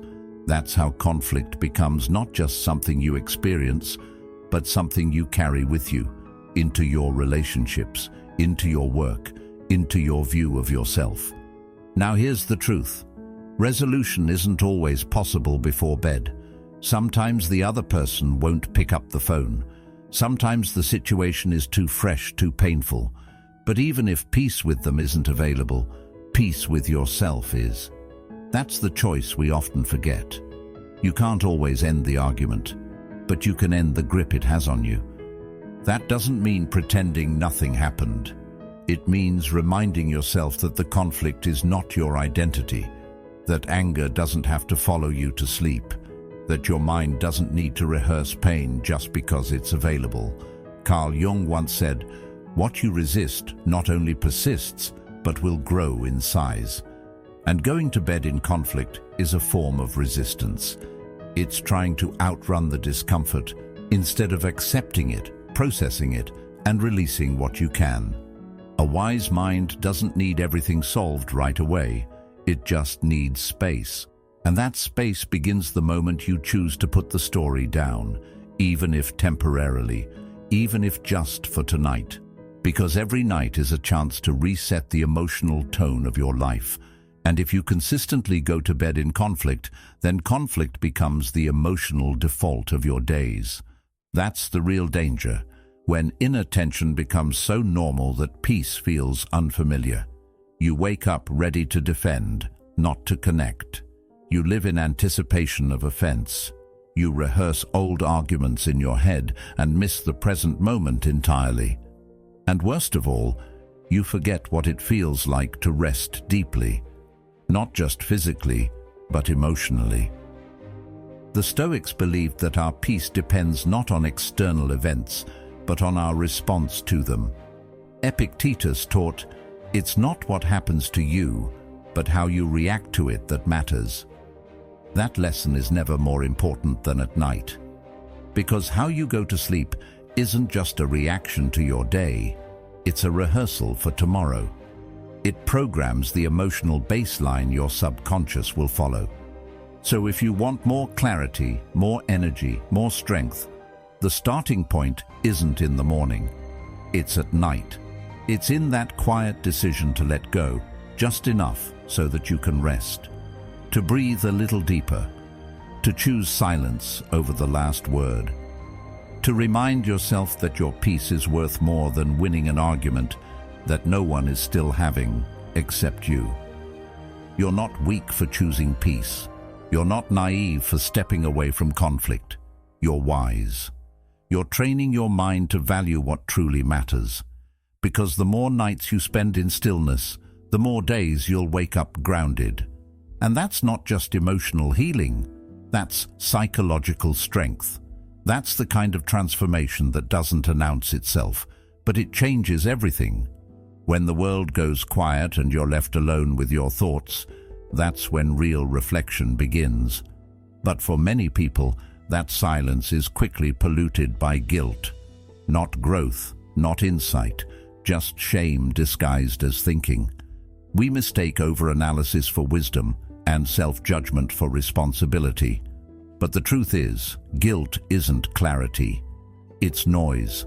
And until we learn to reflect without guilt, our self-review will always be colored by pain rather than understanding. There's a difference between holding yourself accountable and punishing yourself.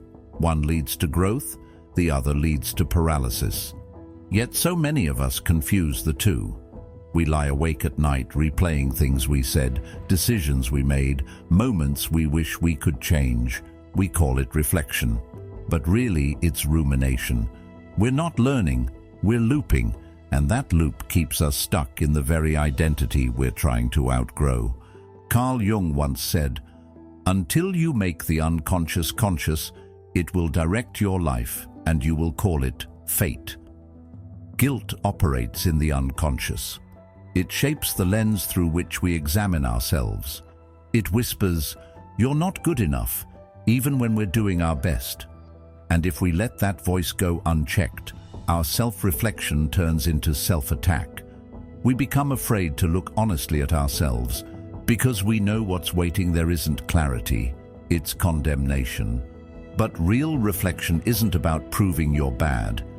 It's about understanding where you were unconscious and deciding what you want to do with that awareness. It's not about tearing yourself down. It's about tuning into what you were blind to before.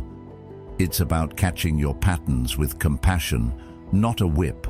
Because change doesn't come from shame. It comes from truth paired with grace.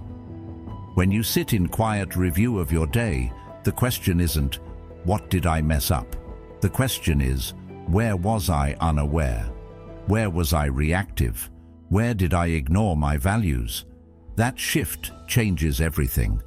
It opens the door to responsibility without self-abuse, and it lets you move forward with power instead of dragging the past like a chain.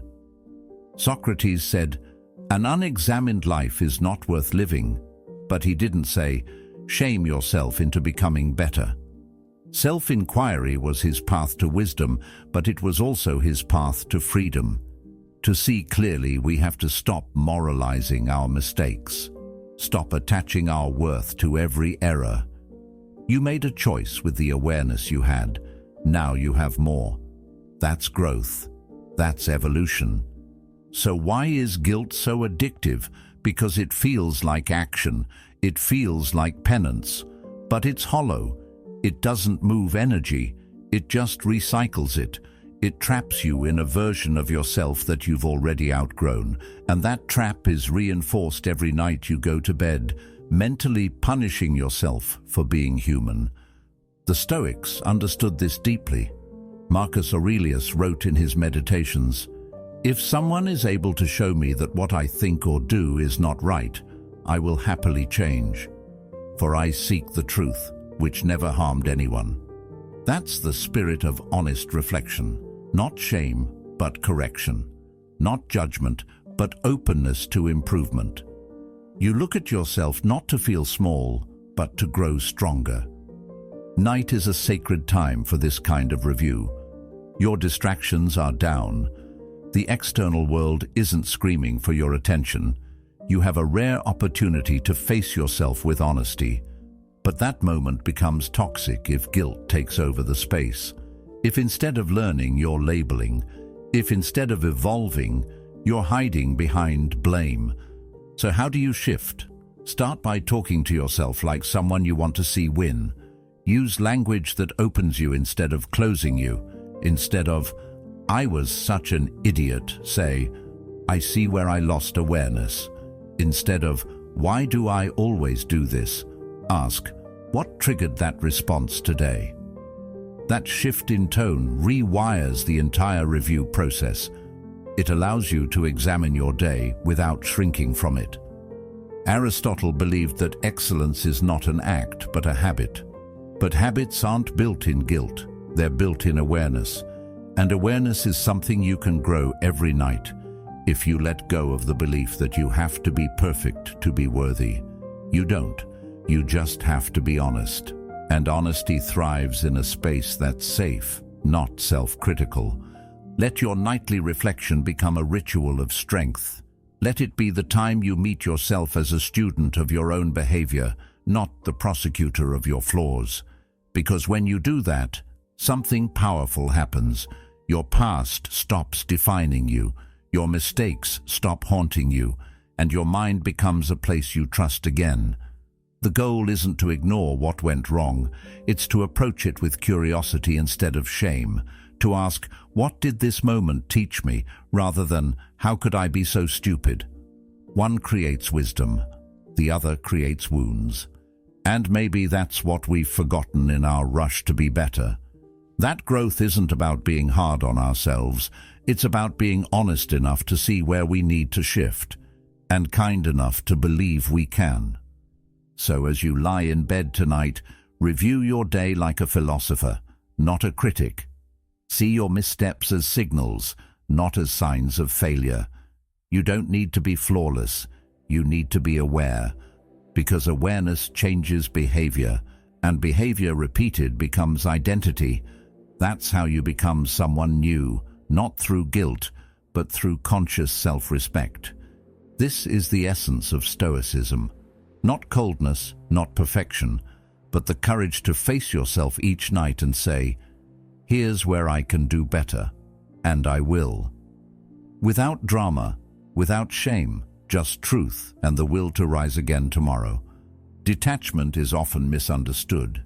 People hear the word and think of distance, coldness, indifference, as if to be detached means to stop caring. But in truth, detachment isn't the absence of feeling, it's the presence of power. Real detachment is when you feel deeply, but your emotions no longer own you. You see clearly, but you're no longer controlled by what you see. You don't shut down, you simply rise above. Stoicism has always taught this distinction. Marcus Aurelius wrote, "You have power over your mind, not outside events. Realize this, and you will find strength." Detachment is that strength. It's not suppression, it's sovereignty. It means you don't need things to go your way in order to remain steady. You don't collapse when others misunderstand you. You don't chase validation. You don't beg for certainty.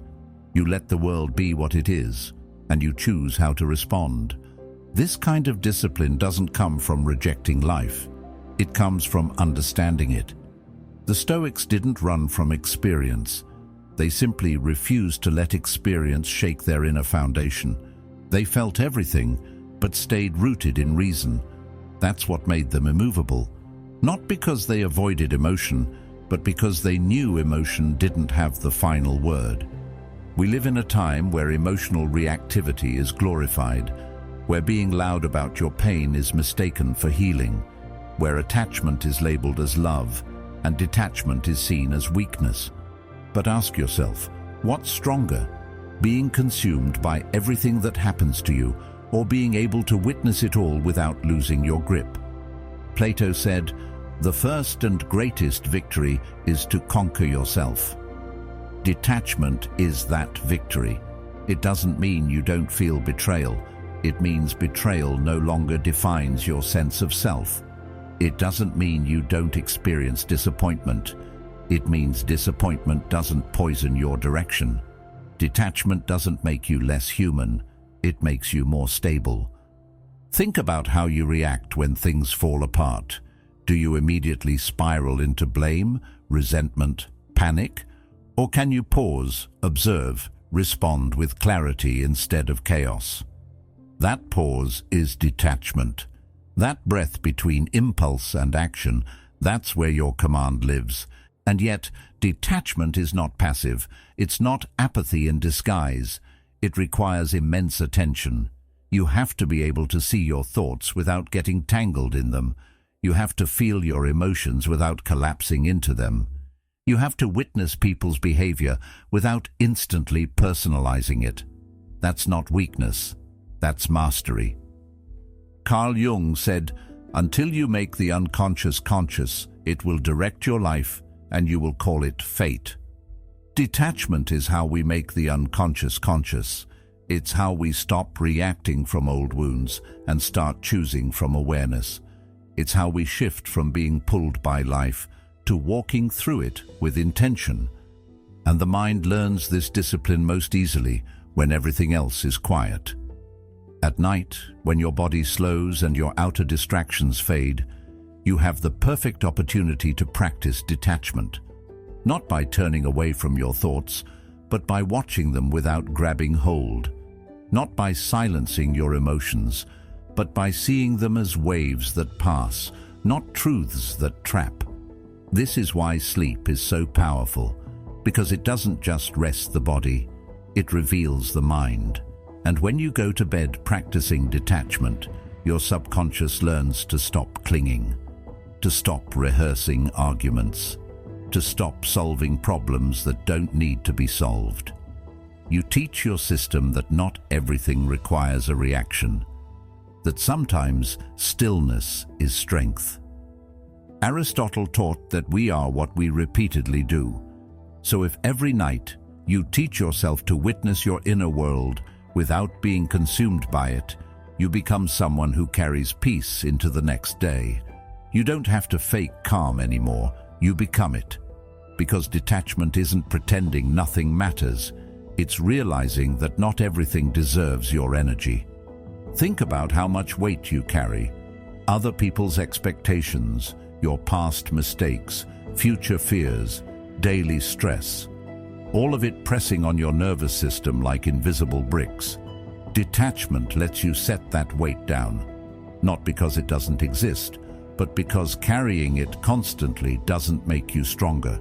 It just makes you tired. When you truly understand this, you stop arguing with reality. You stop clinging to what hurt you. You stop chasing people who left. You stop needing every situation to be fair or every person to understand. You realize that your peace isn't found in control, it's found in clarity. And that clarity is what detachment gives you. So no, detachment is not cold. It's the fire of restraint in a world obsessed with noise. It's what allows you to be present without being pulled apart, to feel deeply and still remain centered, to care without craving, to love without losing yourself. Because the real goal isn't to harden, it's to soften so deeply into your own being that nothing external can pull you off balance. That's what the Stoics understood. That's what you can train your mind to do every single night. Not through force, but through focus. Not through resistance, but through letting go.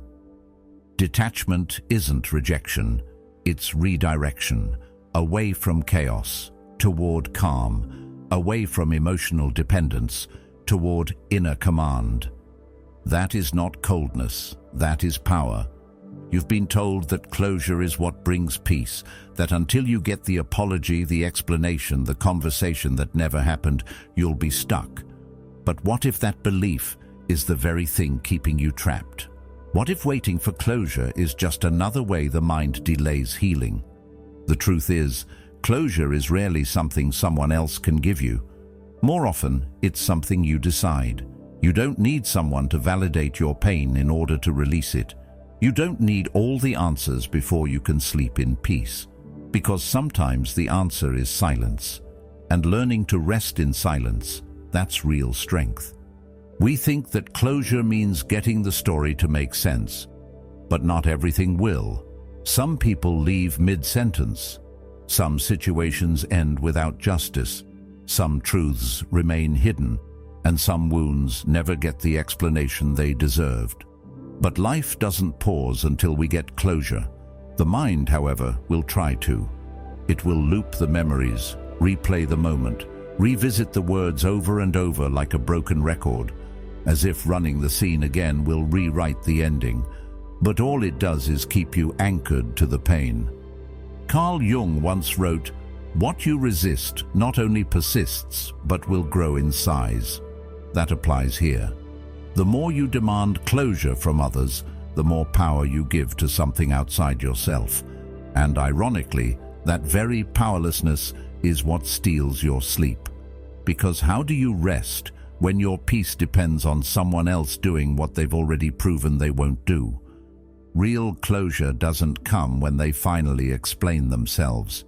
It comes when you stop needing them to. It comes when you realize that understanding why someone hurt you doesn't always make it hurt less. That even if you got the apology, it wouldn't rewind the pain. That healing isn't a perfect puzzle where everything gets resolved. It's a choice to stop bleeding into your future from a wound that can no longer be changed. Socrates said, "Beware the barrenness of a busy life." That includes a mentally busy life, one where your mind never rests because it's chasing something it doesn't need. Closure becomes a phantom. You reach for it, but it's never quite there. And yet, if you pause, if you stop running the mental scripts, you'll realize something powerful. You already have everything you need to put it down. When you're lying awake, thinking about what they should have said or what you should have done differently, ask yourself, what do I really want from this thought? Most of the time it's reassurance. Reassurance that you were enough, that you were right, that what happened to you wasn't fair. But you don't need a replay to know your worth. And you don't need fairness to choose rest. Rest doesn't come from fixing the past. It comes from no longer needing to. It comes from seeing your pain and not trying to edit it. From facing the gap and not needing to fill it. From accepting that you may never fully understand why. But that understanding was never the requirement for moving forward. Aristotle believed that excellence is a habit, not a single act. And one of the greatest habits you can build is the habit of emotional closure, internally. That means making peace with unfinished stories, with unanswered questions, with people who don't know how to love you right. It means saying to yourself, I see it, I accept it, and I won't carry it any further. You can train your mind to do this. Every night, you can give yourself closure by ending the mental argument, by breathing through the urge to rewind, by choosing stillness over resolution. Because often, it's the clinging that keeps the wound open, not the event itself. The Stoics never waited for closure, they waited for nothing. Epictetus taught, freedom is the only worthy goal in life. It is won by disregarding things that lie beyond our control. And closure, when demanded from others, lies squarely beyond your control. You don't need them to make it right. You only need to stop making it yours to fix.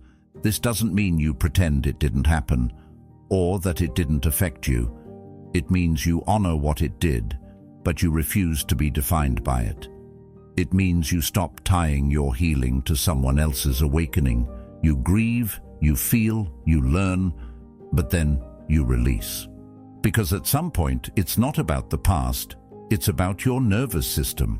Your mind can't recharge if it's carrying conflict every night into sleep, if it's holding its breath waiting for resolution.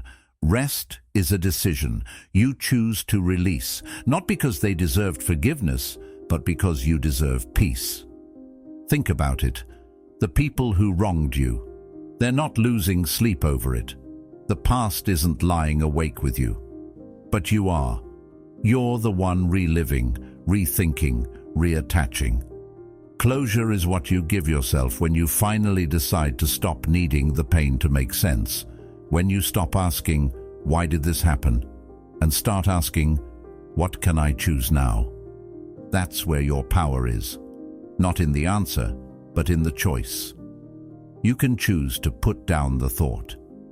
You can choose to rest, not because everything is resolved, but because you're done letting the unresolved run your life. That's what the mind learns when you stop feeding it unfinished business before bed. That's when it learns that freedom isn't found in clarity, it's found in release. And when you do this regularly, night after night, something shifts. Your brain begins to heal because it finally has room to. Your emotions begin to calm because they're no longer being stirred by what-ifs. You don't just sleep, you renew, because you're no longer clinging to an ending that was never yours to write. Closure isn't found in the past, it's created in the present. It's not a gift, it's a boundary. It says, this ends here. Not because everything's perfect, but because I'm ready to be free. And that freedom? That's what lets you rest. We avoid it all day long. We distract ourselves with to-do lists. We numb it with screens. We hide from it in the illusion of control. But when the lights go out and the world quiets down, one truth still hums beneath the surface. You won't be here forever. And though most people fear that thought, the Stoics saw it differently. For them, it wasn't morbid. It was clarifying. It wasn't a threat. It was a mirror. Marcus Aurelius wrote, "You could leave life right now. Let that determine what you do, say, and think." That's not a suggestion to live in fear. It's an invitation to live in focus. Because when you carry the weight of mortality with you, not as panic, but as perspective, you begin to shed everything that doesn't matter. And when you allow that awareness to guide you into sleep, something powerful happens. The mind stops chasing noise and starts organizing truth. Mortality is the ultimate anchor. It strips away false urgency and reveals what's actually urgent: peace, purpose, presence. And oddly enough, it's at night, when we're most vulnerable, that this realization creeps in the loudest. That's why so many people feel uneasy before bed. It's not just overthinking, it's the quiet arrival of mortality reminding us, you're temporary. What are you doing with that? Now, most people fight this. They push it away with distractions, scrolling, talking, planning, worrying. But the Stoic mind does something else. It listens. It allows mortality to shape the evening, not sabotage it. And that shaping, it sharpens. Because when you truly understand that this might be your last night, and one day it will be, you begin to treat your inner world differently. You stop wasting energy on petty conflict. You stop giving your mind to bitterness, to unresolved drama, to imagined futures. Mortality makes the mind minimal. It trims the excess. You fall asleep not with clutter, but with clarity. And in that clarity, you become stronger. You become clean. Because a mind that remembers it's mortal is a mind that values each moment of rest as sacred, not sloppy. Carl Jung once said, "A man who is unconscious of the laws of his own being is at the mercy of chance." But mortality makes you conscious. It brings urgency not to external things, but to your internal state.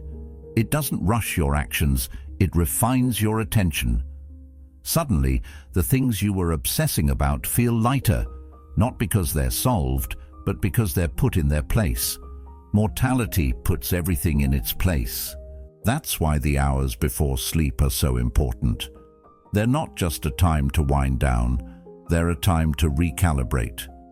They're the quiet arena where the truth of your life catches up to you. And instead of fearing that, you can welcome it. You can let that hum of impermanence silence the noise, because what matters comes forward, and what doesn't fades. Plato believed that philosophy was a preparation for death, not in the sense of morbidity, but mastery. He saw contemplation of mortality as the path to higher living. And what is sleep if not a nightly rehearsal of letting go? Each time we close our eyes, we're practicing surrender.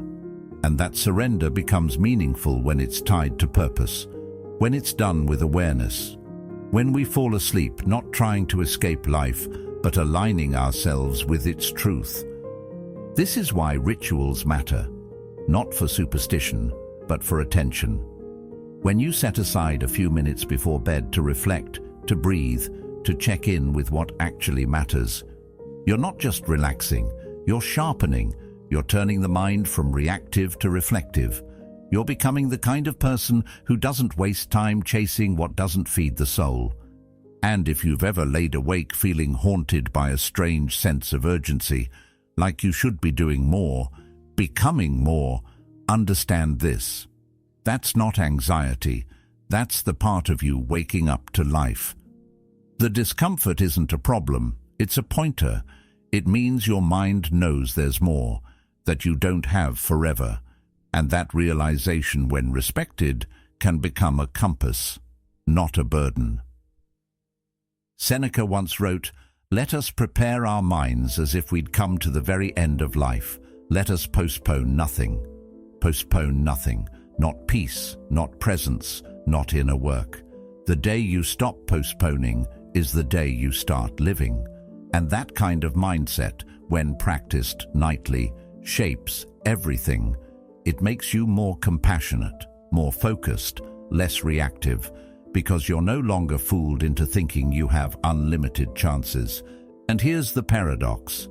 When you carry mortality into sleep, you don't become heavy, you become light. Because you stop carrying things that don't matter. You stop mentally packing for a future you may never meet. You stop wasting your last conscious moments of the day on fear, resentment, or regret. Instead, you rest with your soul intact. The Stoics never said, "Don't feel." They said, "Feel with purpose." They said, "Choose the thoughts you fall asleep with, like you'd choose the final words of your day." Because those words echo. They seep into the subconscious. They become your morning mindset. And the mind that remembers death each night doesn't panic. It prioritizes. So let this thought walk with you into sleep. If this were your last night, would these thoughts deserve to be your last ones? If the answer is no, change the script. You can, right now. You can shift from noise to stillness, from grasping to grace, from fear to freedom. Because the greatest clarity doesn't come from overthinking. It comes from remembering what actually matters. When you allow mortality to sit quietly beside you at night, not as a threat, but as a teacher, you begin to sleep like a philosopher. You close your eyes, not to forget life, but to absorb it more fully. You don't just rest, you reset. You don't just recover, you return to the core of what matters. And that's how a Stoic sleeps, not with denial, not with distraction, but with the humble power of someone who knows the clock is ticking and is grateful enough to make peace with the silence. There's a big difference between collapsing into sleep and surrendering to it with strength. Most people end the day by shutting down, not learning, not reflecting, just escaping. But if you let the day end you, without pausing to extract anything from it, no insight, no growth, no gratitude, it means you survived, but didn't evolve. You made it through, but you didn't rise through it. And over time, that quiet pattern of emotional neglect becomes something deeper, a life lived passively rather than powerfully. Stoicism wasn't designed for perfect people. It was built for real people, flawed, struggling, uncertain. And that's why it's so transformative, because it doesn't demand that your days go smoothly. It only asks that you respond to them with awareness. Epictetus said, "It's not what happens to you, but how you react to it that matters." And that reaction, that response, begins not in the moment of conflict, but in the moment after, when the dust settles and you're left with your thoughts. That's when the real shaping begins. We're taught to end the day by turning off. Turn off your phone, your brain, your emotions. But the Stoic path doesn't end in silence. It ends in sense-making, in synthesis, in taking what happened today and asking yourself, what part of this day will I carry into tomorrow, and what part will I leave here? That single act of reflection, done consistently, is what separates reactive minds from refined ones. But here's where most people get it wrong.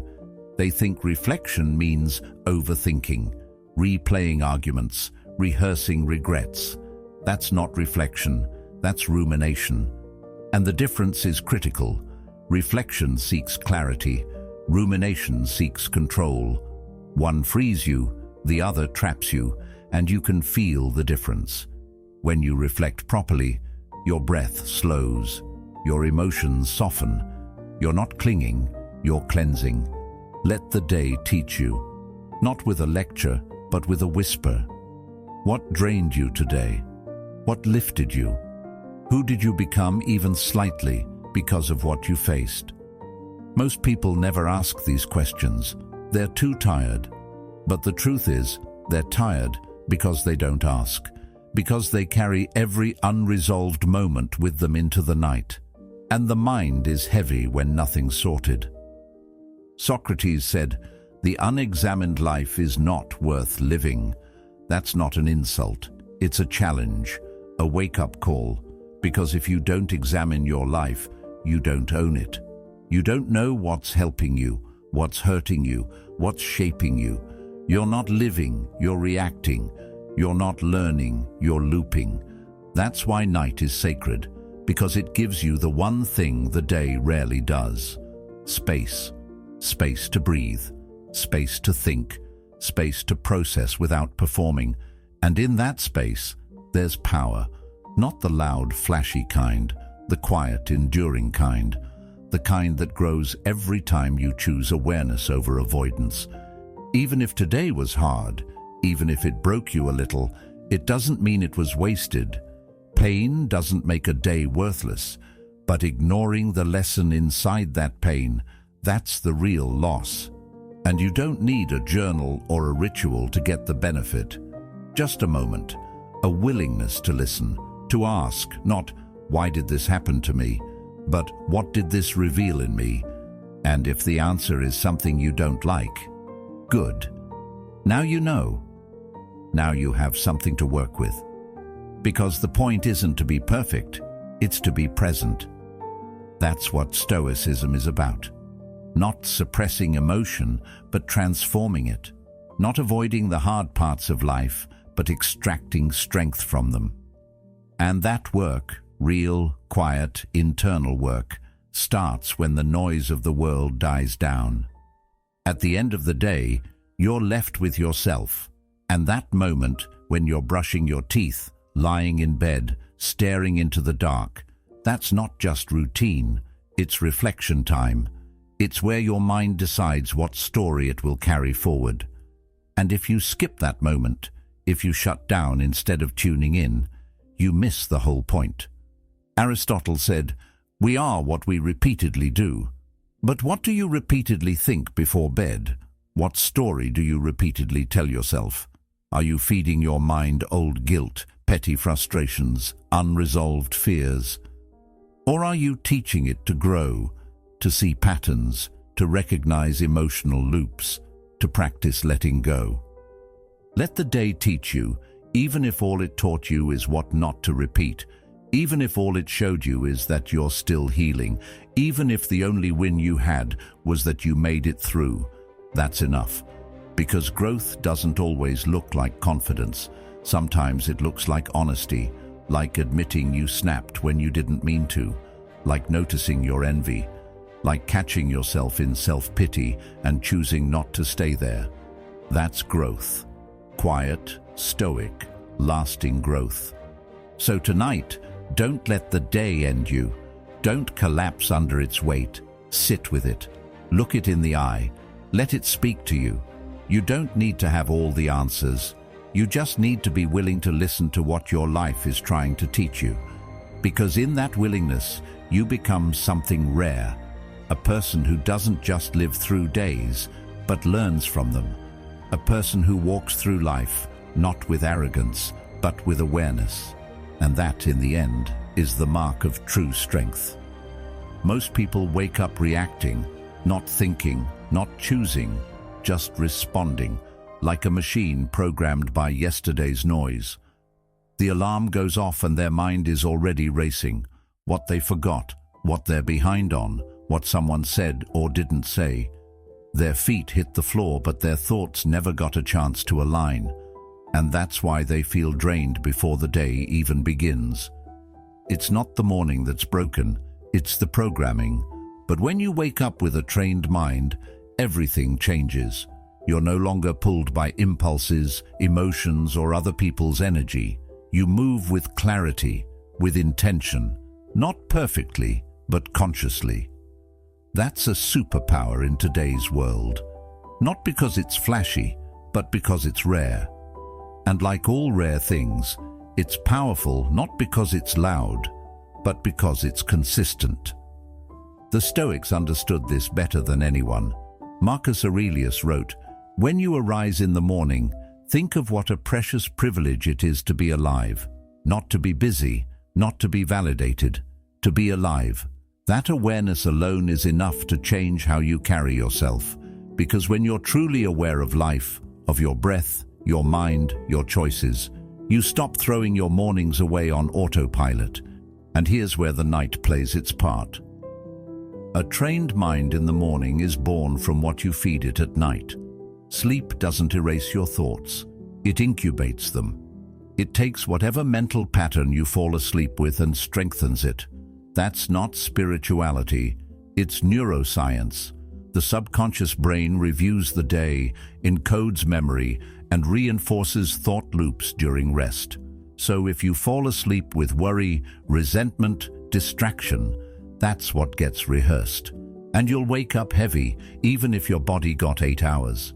But if you train the mind to settle into sleep with clarity, calm, even a hint of purpose, your subconscious gets to work shaping a foundation you'll actually want to build on. You wake up with less noise, less emotional fog, more grip, more presence. And that's a different kind of energy, not the kind that burns hot and fast, the kind that carries you forward with steady control. Carl Jung said, "Until you make the unconscious conscious, it will direct your life and you will call it fate. But when you train the unconscious, when you influence it through repetition, intention, awareness, it no longer directs your life blindly. You lead it. And that's the beginning of mental freedom. There's no need for morning hacks if your mind is already grounded before sunrise. No need to jolt yourself awake with loud motivation if you've gone to sleep in alignment. A trained mind doesn't need to be forced. It flows. It's not about getting rid of hard thoughts. It's about deciding which ones deserve your attention. Because when you wake up with a trained mind, you're not just alert. You're aware. You notice your first emotion before it takes over. You hear the thought before it spirals. And in that tiny space between stimulus and response, you gain power. It's a calm kind of power. One that doesn't flinch under pressure, one that doesn't chase validation, one that doesn't fear being misunderstood, a power that comes from self-command, from knowing that your inner world sets the tone for everything else. The weather, the inbox, the news, they may still come. But your reactions? Those belong to you, because your mind was already trained before the world had a chance to pull you off track. This is what the modern world forgets. That discipline doesn't begin with action. It begins with thought. And not just daytime thoughts, nighttime ones too. The subtle affirmations, the quiet decisions to forgive, the unseen shift from anger to awareness, these shape your inner rhythm, and your rhythm shapes your life. So, yes, waking up with a trained mind is a superpower. Not because it makes life easy, but because it makes you unshakable. You don't need a perfect routine. You need a prepared mind. One that was shaped not by panic, but by peace. One that doesn't chase the world, but leads itself through it. And that kind of mind, one that is still, sharp, and self-led, becomes your greatest tool, your anchor, your edge. Because when the world moves fast, the one who's steady wins. When everyone is loud, the one who's centered is heard. And when everything feels chaotic, the one who's trained rises, not with force but with clarity. That's not magic, that's not luck, that's mental preparation, and it's built in the quiet moments, especially the ones before sleep, so that when the morning comes, you don't just wake up, you rise, and you move, not with panic, but with power. The day doesn't decide who you are, you do, and it begins in the quiet, when no one's watching, when the world is still. That's where strength is built, that's where peace is planted, and that's where your real power begins. So tonight, give your mind something noble to rest on. Let it carry wisdom into your sleep, and you'll wake with a mind that's not only clear, but unconquered. If you found peace in this, you'll want to watch the next video waiting on your screen. It was made to go even deeper. Thank you for being here. Thank you for being a part of Stoic Journal. Come back when you need to return to yourself. We'll be here.